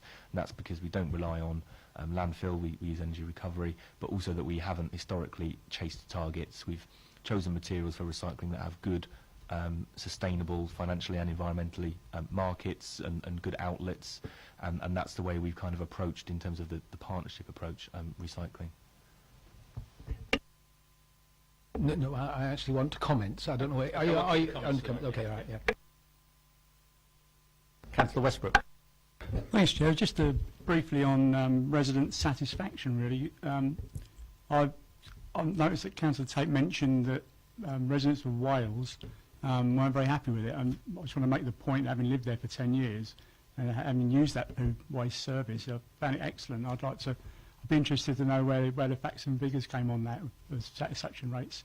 If you could provide me with that, I'd be interested. Thanks. I take it you don't wish to respond at this point. Have you got family in Wales? Well, first of all, having come from Wales and having from South Wales, and having lived in Wales and having relatives who live in Wales and talked to people living in Wales, they are entirely, really envious of the facilities that we have for refuse collection and the way that we manage it here. They do not like having plastic bags on the street full of food. Sorry, I don't want to start a private conversation, but just we used to have these little plastic green bins in Swansea, which were put into other green bins that were outside with little, bags that sort of rot away. It seemed to work well, but as the gentleman there said, that they do rely on landfill, so obviously it's more, probably more popular there to get their costs down. But as a resident satisfaction thing, I mean, we found it to be great, but that's just personal. Thanks. Councillor Miller. Thank you, Chair. I thought this was a very good presentation. Thank you. I learnt from it more than anything else. You've also gone through a lot of work looking at various things. I think what it makes very clear to me, and when we started to discuss, and it's been brought up on several occasions, different other authorities, it's horses for courses. Each district authority is different. My mother-in-law lives very close to Basingstoke in an authority that we aren't involved in Farnham. Her waste collection is totally different. The recycling system they have is different to ours completely. She can't understand why we can't recycle stuff, and vice versa. So different authorities have different ways of A, what they recycle, and B, how they calculate all these numbers. I keep recurring in my mind, and you made the point, Sarah, about the litter and the comparison. Well, I've got a bit of experience in statistics and how statistics work and how you balance everything up. And that will be reflected in all the other district authorities, so it's very difficult to compare like for like. What we have to look at is our circumstance. You made the point very clearly. You've got landfill in the area of Wales where you come from. We don't have the landfill. So there's two different factors there that will distort any statistics. So bouncing these back and forth, I think, probably doesn't get us anywhere, really. We have to look at our situation, what the costs are, what the benefits are. Always try and look at the benefits, because anything we do these days in our private lives, any decisions we make in our private lives, we look at our own benefits. I'm fortunate, I've got a small garden, but I've got 2 composters. We all do things differently. If any of my green waste that I take on a regular basis, and it's very seasonal as well, don't forget that's the other thing about free garden waste, you're going to have vehicles parked up somewhere for 6 months of the year because nothing goes into the green waste because it's winter. You know, I think we have to balance everything up, and everything becomes a balance. By the way, food waste. I wish I got enough money. I'm retired too, like several people around this table. I couldn't afford to waste food. I gear my shopping so I don't waste them. If people are wasting food, I'm sorry, they're either eating some very strange food. Okay, bones, chicken bones and stuff, you can make some soup out of it. But wasting food is something I would have thought in this day and age, people are very strict with how they run their lives. And this is what we're talking about when we generate waste. How do you run their lives? My biggest criticism is packaging coming out of supermarkets. You know, I bought a loaf of bread tonight on the way in. I can recycle the milk bottle. I can't recycle the wrapper the bread comes in. So it's not a question, it's an observation saying, I think this is a very good report, but I'm trying to emphasize the difference between local authorities, and we can't generalize at all. We need to focus on the combined services, Hart and Basingstoke and Dean, and cut our cloth. And that's what I'm really supporting here, and I thoroughly approve the presentation, and I support the portfolio holder. See, I think that was almost a side debate, but I have only one name left on the list of questions, and that's me. Does anyone else have? I missed it, right. Chris, you ended with what we're planning. You ended with what we were planning to do this year. The activity this year will focus on things like love food, hate waste. As part of that, is anybody tackling the supermarkets and the buy 2 and get them for the price of 1.5? Because that is designed to encourage people to buy food they don't need. We have this discussion quite a lot in PI because it is obviously, you know, I don't know what the exact percentage is, but if you look in someone's bin, how much of that originated from the supermarket? Probably quite a substantial proportion of it. A lot of that work, talking to retail and manufacturers, goes on nationally. So RAP, who I already mentioned a couple of times before, are the main agency engaging with those industries, and they have had a series of agreements called the court-hold agreements, which they're currently renewing to take us over the next sort of 5 to 10 year period. But that's basically a series of, they are voluntary agreements, but where retailers and manufacturers sign up and pledge to reduce their packaging. I say they're voluntary, but the one thing RAP are good at is monitoring them. And what they have seen is quite significant reductions in packaging and food waste that those supermarkets have been producing. That doesn't mean there's not still a lot to do, and coming up to Easter, you will see the Easter eggs on the shelf that are covered in packaging, some of which isn't recycled in our current collection system, and as an example is something that still needs some work. But there is national lobbying going on, and there are improvements being made, but there's probably still more the supermarkets can do. Wasn't the packaging so much? That was my point was the quantities you're encouraged to buy when you don't need as much, because some things are only in large quantities. So if you're a small family, you have to buy more than you need, and other things the pricing encourages you to overbuy. But anyway, I'll take it that people are working on that. Right, Councillor Cousins, do you want to come? The start of the debate. Come on. No, he seemed to be encouraging us not to spend all night talking about it, so it's all for that. So I thought I'd give him a chance to say what he wanted to say. As I made reference to at the beginning, Chair, under minutes, I was under the impression that we would have a report, and instead we got a presentation, which I am thankful for. Don't think I'm not thankful for it. It was very informative, and thank you. But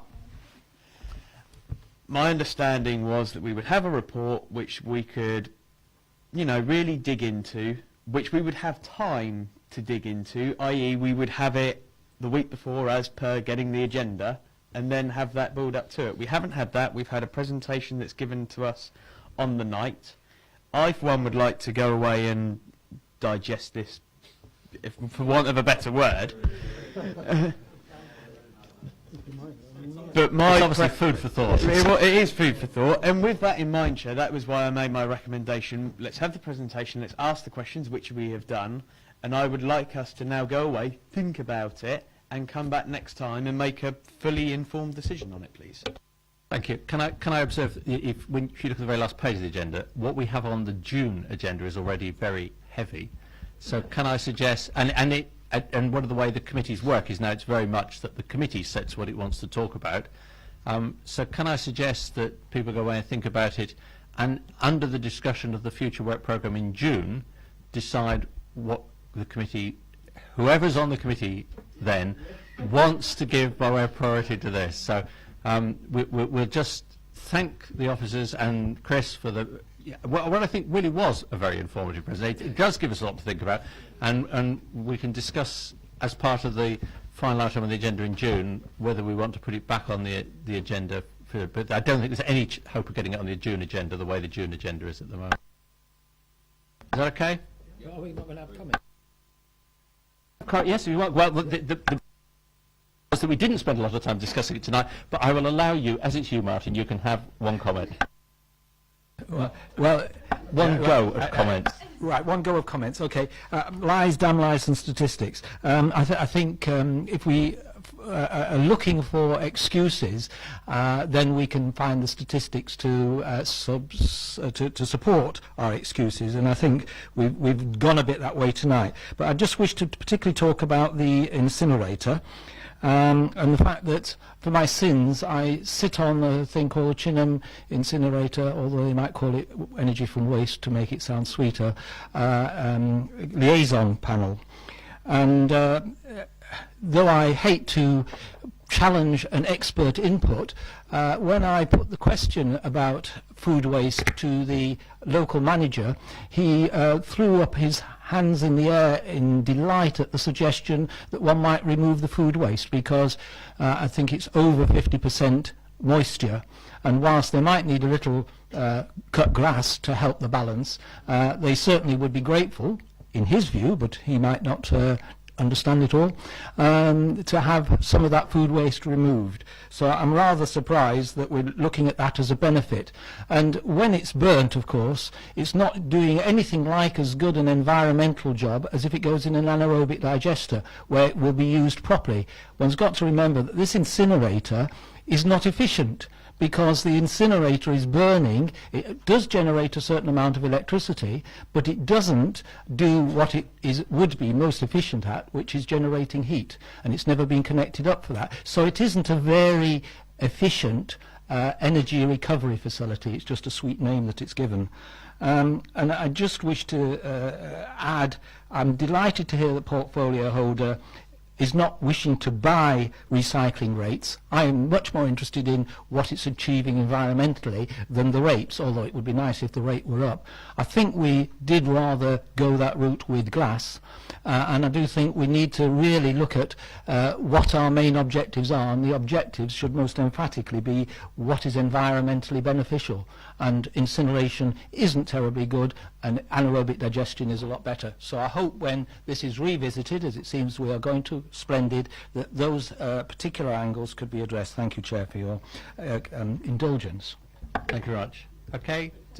Yes?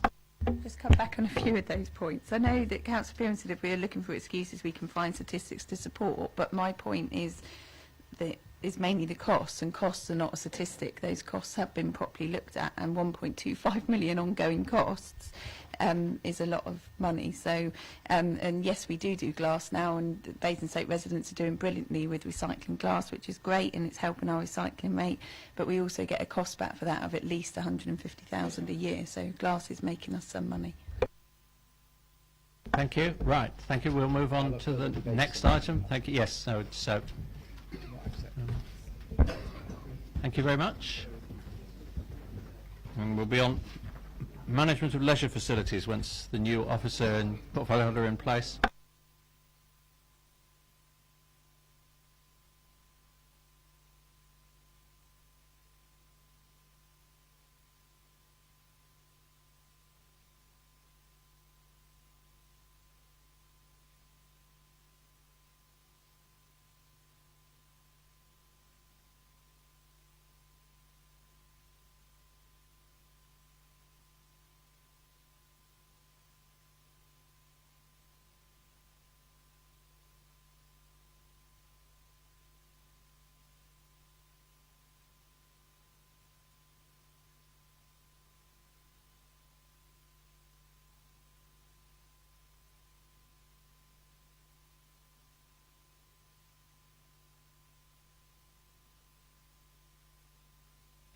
Right, okay, thank you very much. We're now on to the management of leisure facilities. This was an item that we asked the portfolio and officers to bring to us because we've got our main discussion on sport and leisure and all those things scheduled for June, but we knew this was heading for a cabinet decision in the near future. So I must say, when I read the paper, this is at a much earlier stage in the process than I thought it was when we asked for it to come here. So I don't actually think we have a lot to do at committee other than be informed tonight. I don't think that, you know, there is still a lot of discussion to go ahead and a map and all that. So, so with that sort of intro, I'll hand over to Councillor Rosselston. Thank you, Mr. Chair. I'm sure you'll agree that this is a full and comprehensive paper, and I'd like to thank the officers because they have taken quite a bit of work on this, the preparatory work. And the report actually identifies the existing arrangements for the management of Basingstoke Aquadrome, Tadley Pool and Basingstoke Golf Centre, and also the Basingstoke Tennis Centre. This includes Stratton, the actual tennis courts at Stratton Park, the contract which expires on the 31st of March 2018. It looks at the strategic case for the ongoing provision of the facilities. It provides sound project management and governance arrangements in place, including a gateway review team with senior officers, and we wish to establish a map to commence after the elections in June. It acknowledges further work is required to develop procurement options and the service specification principles, and also how the management of the facilities through the Community Leisure Trust can continue with a new company when Serco Group completes its disposal of Serco Leisure Operating Limited. Thank you. Marion, do you want to add something to that? Or are you just here for questions? Okay, yes, Councillor Jones. I'm getting in early because while you're doing all these negotiations, something that I'll keep on bringing up, over the years, and perhaps this might be the time to get it in, is to look for a passport scheme, a leisure passport scheme for our residents so they can get discounts in these places. And while it's being negotiated, it might be a good opportunity to actually raise it and get something in so the residents actually get something back. We've got good facilities in Basingstoke, and it'd be good to have a reduction for the actual residents, and even if it means a little bit more for outside people paying, I think it's only fair, but I'll leave that with you. Yes, I think that's a very good idea. I did this in Reading. They had their own passport system. So yes, certainly we'll have a look at that. Thank you. Councillor Westbrook. Thanks, Chair. I'd just like to, looking on to the page when you talk about membership of the MAP, I think it's page 46 of the report. It's on about officers seeking the cross-party representation. I guess this is going to be a new map. I just wondered if it would be sensible to consider, I mean obviously there's a limit, you've got 4 to 6 councillors, I know there's no real limit on maps as such, but would it be not a good idea possibly to consider some of the members on the leisure park map that are already there, the existing one, who know a little bit about what's already happening in that area? It's just a suggestion. It might be sort of a sensible way to go. But not all, obviously maybe new ones, but there must be a body of guys on there and ladies that will know what's been happening already. So I think, maybe a good idea. That's what I was going to say, really. Thank you. Do you want to comment? I mean, it's ultimately down to group leaders, I guess. Yes. Okay, let's all tell our group leaders. any more questions? Yes. Yeah. I Oh, don't... sorry, Councillor Bass. Yeah, it was. You were on the list. I just... Well, mine's very simple. I just wanted to say one group leader or coordinator, I don't believe has been invited, though it says that here. Yes, we've got to apologise because I did say, and it had been printed, that we really need to wait until after the elections. Yeah, I think we jumped the gun a little bit here, but taking into effect what has just been said about putting other people on. Councillor Bound. Yes, in terms of the Lido and the Tadley swimming pool, in terms of, I'm just wondering whether it's been thought about in terms of reducing costs of solar panels. It's something I continually come back to is solar panels. But could that be introduced in those facilities to reduce costs? I just wonder whether it's been thought about. Yeah, certainly part of the process is looking at the condition of the buildings and the opportunities they present. And certainly when we're looking at potential improvements for the next contract period, we'll certainly be looking at all those energy efficiencies as well as the customer attraction part of the facilities. Other questions or comments? Yes, Councillor Day. Thank you, Chair. I obviously understand the report and understand that Serco are being taken over or something else, and so and we mention here commissioning conditions, etc. Can I be assured that if it is going out for tendering or commissioning or whatever we want to do with it, that the council also look favourably at taking these services back in house as well, rather than just assume that it has to go to an outside organisation? I mean, can we have a fair process of tendering that our services can actually say, hey, we could do this for X amount, rather than just assume it can be done better by outside? That's all. Yep, we'll have an answer, I think. Certainly the whole procurement options will need to include an assessment of an in-house option. However, you say taken back, they have never been operated by the council directly, so there would be costs incurred in terms of the expertise and setting up an infrastructure to do that, but that's certainly something that would need to be explored. Okay, I think probably we don't need to do more than note it and welcome the work that's been done and look forward to the setting up of the map, and hope that everyone with relevant expertise and interest will get a chance to be on it. So I think if we say something like that in our comments, that should be fine. Yep, okay. Thank you very much. Sorry to have kept you for such a brief attendance, Marion, but thank you.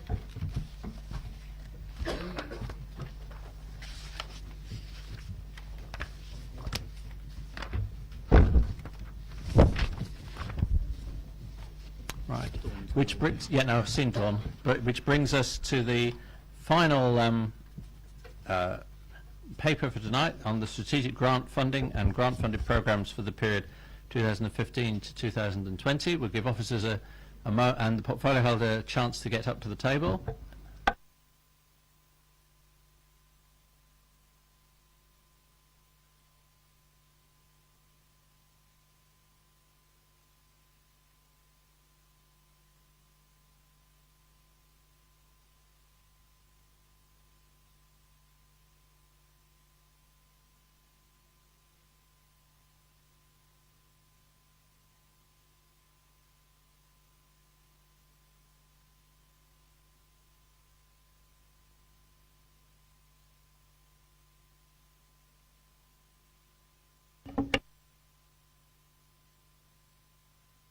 Councillor Isaac, thank you.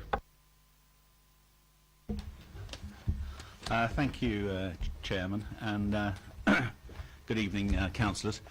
I'm glad to have the opportunity of talking to you tonight about the the progress on grants for 2015-16 and beyond.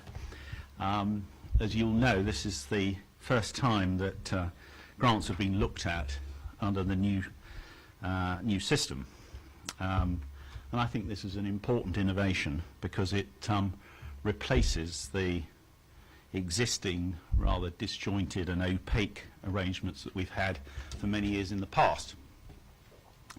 What we've got now is a single platform for determining grants with clear criteria, and these criteria are objective, well, at least I hope they are. They're fair, and they're consistent, and they're transparent. And as a council proposing to allocate grants, we're looking for evidence of partnership working by those organisations applying for grants. We're looking for proof of previous delivery of good results, and we're also looking for a clear understanding of the needs of our community, the participants and the beneficiaries, and also an understanding of how the council's priority outcomes for residents are going to be met if we award these grants. What you have is before you is the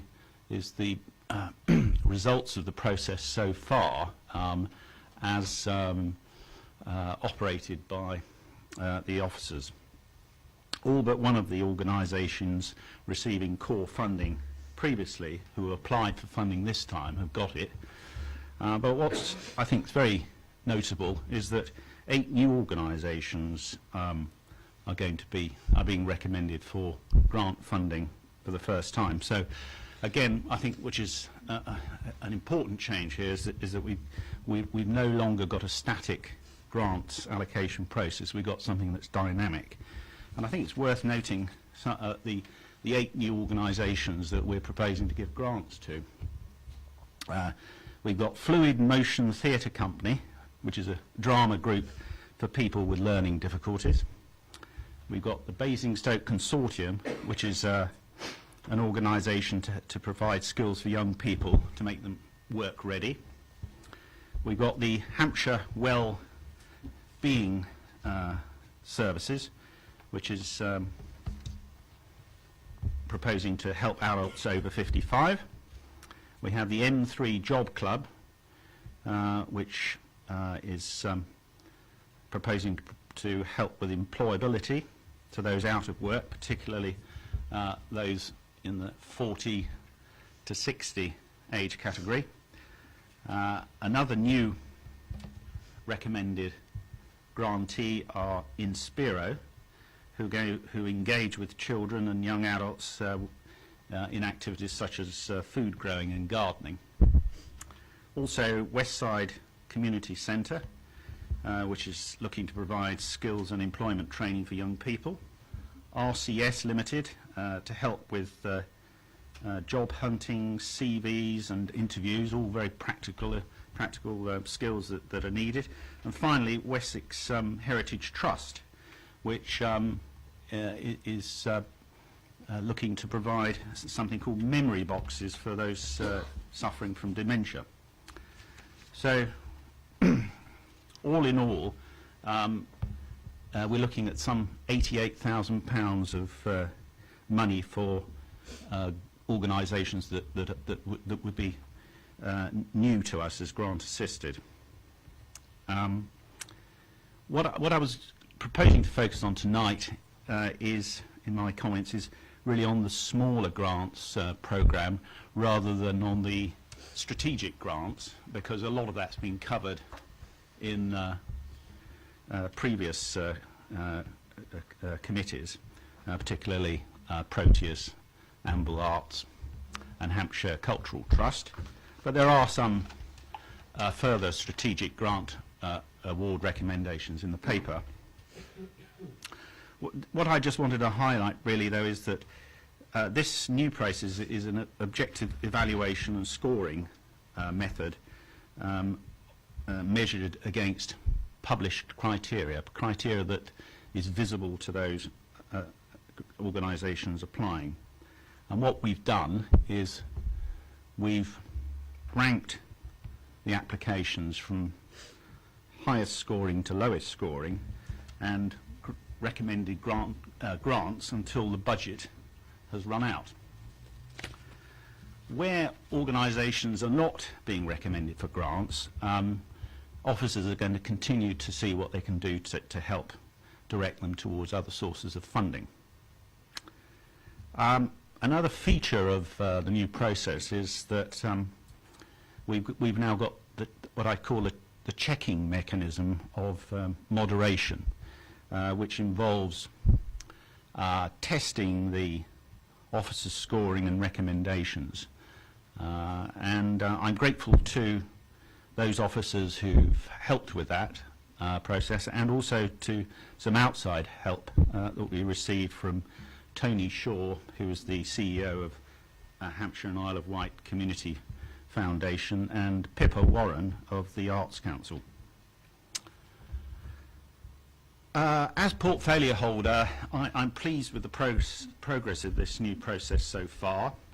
As I say, it's an objective evaluation against stated criteria for services designed for the benefit of our residents. At this point in the process, though, it is now important to hear your views as councillors, your, if you like, the democratic part of the process that I'm keen now to hear from. What I would emphasise is that these recommendations are, for awards do need to be considered in the context and constraints of the grants budget overall, which obviously forms part of the overall council budget, which was recently approved by full council. I think that these recommendations also demonstrate this council's commitment to the voluntary, community, environmental, sports and arts and culture organisations and all the good work that they do for us. They also reflect in many cases our joint approach to increasing self-sufficiency of these organisations, including reducing dependency on this council over time and seeking funding from other sources, not just relying on Basingstoke and Dean Borough Council. A benefit of this for the future is that this will allow us future opportunities to extend our grant funding to new programmes and new organisations. I just wish to conclude by congratulating the commissioning team and the other officers and colleagues in the community and voluntary sector who have all contributed to getting this new improved grant system off the ground. Thank you. Did officers want to add anything at this stage, or you please? Thank you, Councillor Isaac. If I could just add as a reminder to members that one of the core differences in the process as we are working towards now is that historically we have grant funded organisations for core grant funding, so looking at the infrastructure of the organisation, and it's a fundamental shift that we're moving away from that to looking at how we fund individual programmes so that one organisation can apply for multiple programmes, and that's how we can build in the sustainability. I think it's quite a key point. Thank you. Okay, committee, so we will try and do questions and then discussion afterwards, but can I just, before we do either, draw your attention to page 50 of 73, which has got the recommendation, just to help us focus our mind. We are, as Councillor Isaac has said, being invited, our views are being invited on the recommendations that are being presented to Cabinet. And the recommendations specifically are for decisions on the recommended strategic grants and grant-funded programmes that are new, but the Cabinet is merely noting its decisions that it's already made. So can we focus on the new stuff and not get sidetracked onto the stuff which isn't part of the decision that Cabinet's going to make next week? So as I say, we'll do questions first and then debate. And I think I saw I'm sure I saw Councillor Cousins' hand, and if there was Councillor Westbrook, right? And that's the only two hands I've seen so far. But so you can start, please. Questions. Thanks, Chair. Just looking back over the minutes from the October meeting we had, which I think was a very busy evening with everything else. But there was a very small section at the end which the Chief Executive of BVA gave us a little talk about her concerns. Some of them which were mentioned in the minutes to do with the word limits in the criteria and the outstanding bit, and her concerns that some community groups would have possibly have problems in filling those forms out and reaching that standard. I noticed that it said that it would be run past her, and obviously I just wondered if that did happen and whether it was all sorted out and there was some of the things were adopted that she suggested. Thanks. Yes, thank you for that. Yes, it was, and those were adopted and put into the scheme. We did change the word limits to reflect that, and we also took out some of the criteria in some of the descriptions of outstanding and some of the other elements. Coincidentally, I actually met with the Chief Executive of BVA today, and we were discussing that, and she was saying about how the feedback from organisations under her umbrella has been genuinely very positive about the process. Troy, are you okay?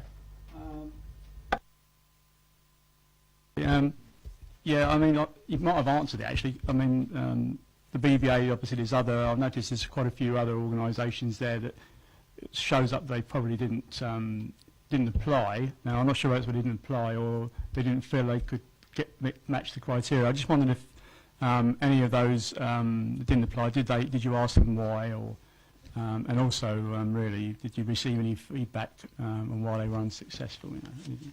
That's it, really. Thanks. Yes, at this point what's happened is that obviously indicative letters have gone out to those organisations that have been both being recommended for award and also those that aren't. We've committed to then talk to every organisation afterwards for some feedback, and we're also widening that out to every organisation that attended our workshop that we delivered on the 10th of November, which I think was just after we met at CEP. There was about 70 organisations came to that, because one of the things we've committed to do is to, as you quite rightly say, is to find out how the process worked for people, and if it didn't work for people, we can reflect that back in. One of the things we've asked in the indicative letters is that because some organisations wouldn't have got exactly what they asked for over the period of time they've asked for it, we did give the opportunity for organisations to tell us up till yesterday if they were choosing not to take the award they had been given, to let us know, because obviously it means we could potentially award further down, and nobody's come back and said they won't take what's been offered to them, funnily enough. Councillor Cousins.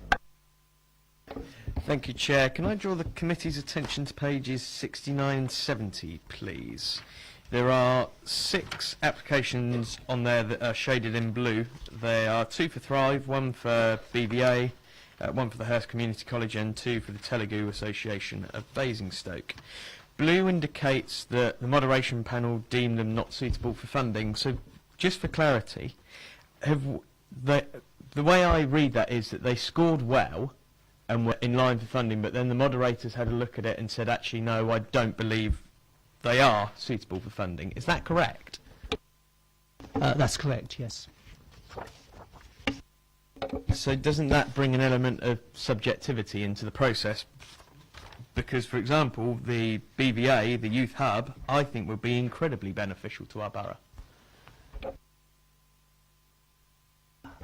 What the ones in blue were the applications where the moderation process really sort of came into its own with the moderation day. And what happened with these applications is that whilst we looked at the scoring and they scored, we were also able to use as part of the guide for applicants, which looks at the process in the round. And this is where the moderation panel were able to bring expert opinion about the individual applications, the context in which they were made, the need level that was demonstrated and whether there was a need for them. And also in 1 or 2 instances, and it's probably not fair to go into individual ones, but in 1 or 2 instances, the moderation panel actually deemed that what was being asked for, that the organisation was not at the point of being able to deliver that. So there was that external specialist knowledge that the moderation panel brought to the process, and that's how those organisations were then excluded from the process. Do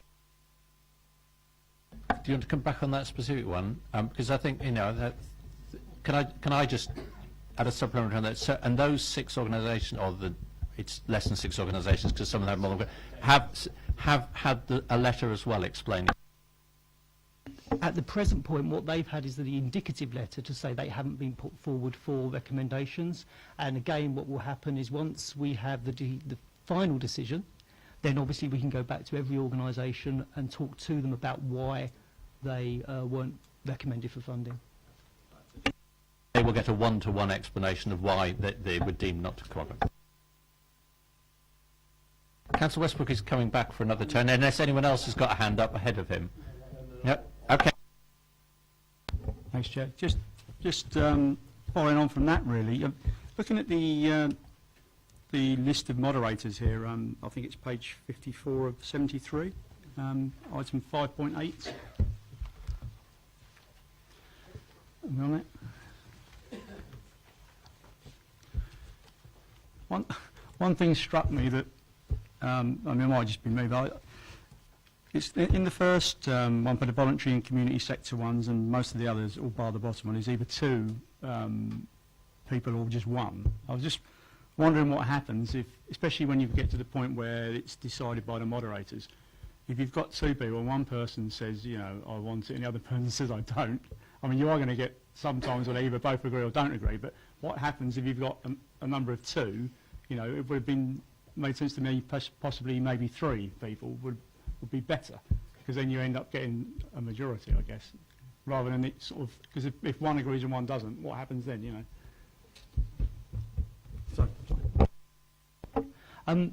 The way the moderation panel worked was, as you quite rightly say, there were two independent people that came along. Obviously, the whole scoring team was also there as well, and the moderation discussion is about that discussion from the people that have scored and the people that moderate as well. And it's I suppose almost like our forum here. It's about discussion and it's about consensus.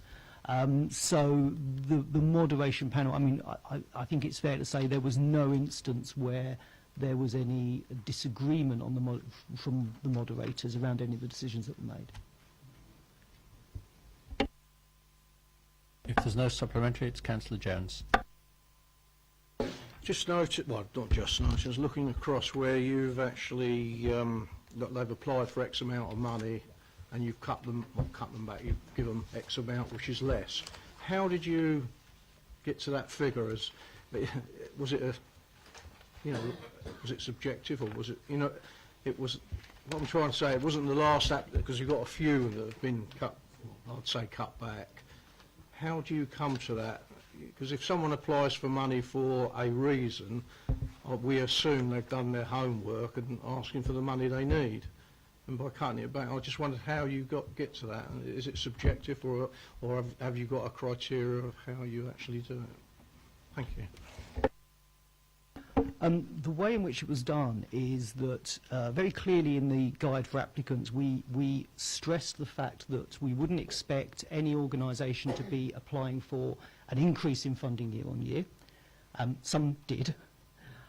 We also, as Councillor Isaacs explained, we were talking about this idea about sustainability. We're talking about this idea about programmes of work should really be based around the sort of ability over a period of time to either reduce your reliance on funding or to increase the yield of impact that you're going to have with the communities that you're going to be working with. So these decisions were made on the fact of looking at each grant individually and the story, if you like, about how the money was going to be spent. Some of the reasons that grants were not given their full amount were, for example, where the management costs, the moderation panel and scorers felt were above what we would expect for that sort of grant funding. Another example was where, with a number of grants, we were looking at trying to build in that sustainability. So you'll see there's a number where people have said 20,000 for year one, 20,000 for etc. And we've actually gone back and said, well, no, we believe that within the model that you've put forward, there is the opportunity for additional funding. There's the opportunity to make charges to some of our clients for some of these services, these programs that are delivered. There's opportunities for look at the economies of scale of working with other organisations, etc., etc. So this is really where the score knowledge and the moderation knowledge came into play. There was no set formula for this. It was about looking at the logic of each application, what it was saying, what they were saying they were doing, and then the context of the financial budgets that they were laying out. Now, one of the questions that may come up for one or two of these organisations is going to be that because they haven't been funded the amount they asked for, we will have questions with them about the potential for reaching the yield that they are have put in their application. But in other instances, we have one that was wanting to purchase a vehicle, which was well outside of the parameters of the grant. So while we felt it was a great programme, our conversation will be, well, we can fund the programme, but we're not into funding vehicles. So therefore, we will need to talk to them about how sustainable that may be. So the difficulty with this process is obviously, whilst we wait for the formal sign-off, we've not been able to enter into sort of the specific negotiations with organisations. But the logic behind each of these decisions is very clearly is very clearly kept, and then we'll make those conversations with each organisation. That sounds really logical, but what I don't understand. If someone applies and as you read their application and they've applied for something that's outside the grant, surely you would be talking to these people before the grant was actually put forward to work it up. And so for instance, you got, I won't say the name because I don't think it's right. One organisation's, has been cut by five grand because of a reason on the day of when you look at it, but if you'd have talked to these people prior to that, would they have been asking for that amount of money, is what I'm saying. Does that make sense?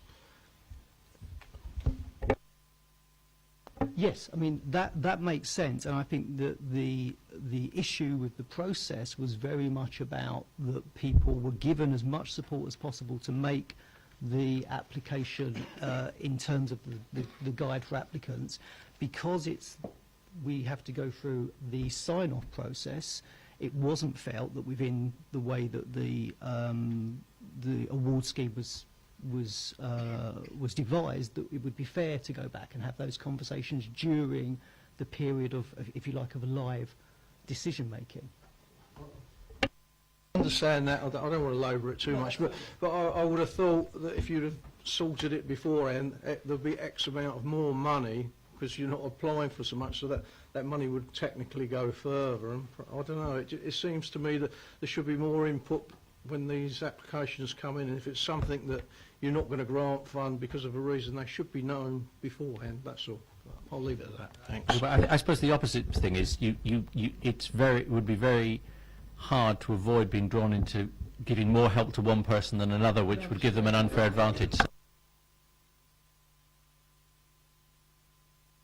Any more questions? Okay, any debate, any comments people want to make? I mean, I hope we're going to be able to welcome this and to particularly welcome the fact that there's a wide variety of organisations who are being recommended for funding, and in particular a significant number of new ones. So I hope that's something we'll all agree is a good thing. But any further comments?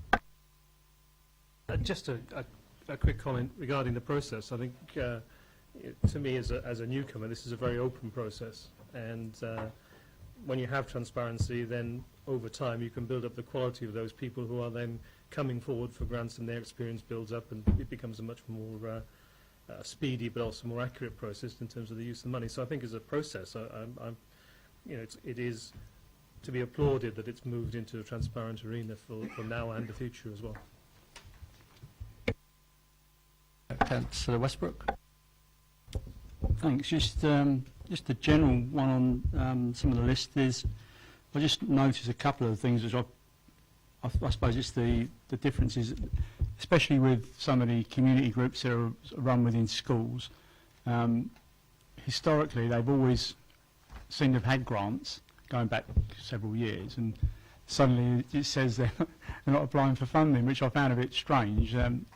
Maybe you probably got answers to that, which is probably one of my previous questions, really, with that feedback. But I was just a little bit surprised at that. I think it was 2 or 3 there I noticed. And and as well there was things like I think it was a CAB, and sadly they've had a consistent figure right through, but the Basingstoke Central one was, for the first 2 years they asked for an increase in the last 3. Obviously that organisation, I don't know whether they asked for the increase, but it's flat lines right through, so obviously there was reasons for that. But it's just things like that really. I mean, obviously you've got data from that and reasons for that. You know, I'd like to, if possible, have a look at that if you've got any information that you're allowed to show us, you know, be interested. Thanks. How much you can say in public about specific organisations, so if you could just say what you can say and what we might be able to know in future. Absolutely, and I think the key thing for everybody involved is that it's a new process, and there's been a lot learned.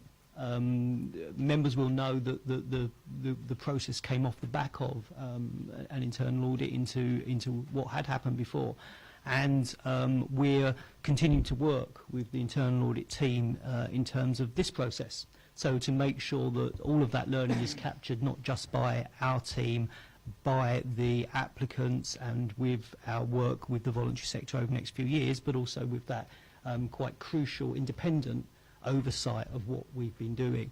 And certainly, yes, I mean, we will, as we've said, we'll endeavour to talk to every organisation that expressed some sort of interest in the process, to find out exactly, as you say, you know, why only 2 of those 6 schools did apply this time round. And we will take that learning, happy to obviously distribute what we can. And the other learning obviously comes from the performance management regime, which we now are putting in place to see what we learn from these programmes and these grants over the next 3 to 5 years.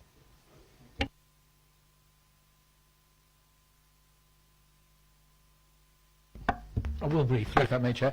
Yeah, it's something that I think is near to your heart as well as mine. It's just, again, mentioning no names, but we did on several occasions, including briefly at Cabinet, make reference to groups with special talents and contribution to the cultural life of the region even, and it isn't mentioned in the report, and I just mention it now so that it doesn't get lost, that is something that was going to be explored further, and I hope it will be, but I know that you're going to help it along, Chair. Okay, thank you. Yes, it was a recommendation from our last meeting. We will be asking for a feedback at some stage as to where that recommendation went. So because we are tracking recommendations now. So you. No. Anything else we're saying? So we're happy to welcome, particularly congratulate. I see some of the moderating officers sitting back there. So congratulations to everyone who's been involved in this process. I do think. I mean, I'm sure there'll be things to learn, and not everybody will be as happy as everybody else, but it seems to be a great step forward, so thank you very much to everyone, and you captured enough of what I said beginning for us to have a feedback to Cabinet. Okay, right, now we just got the work programme, I think. Thank you very much. Have the moderators been moderating with them?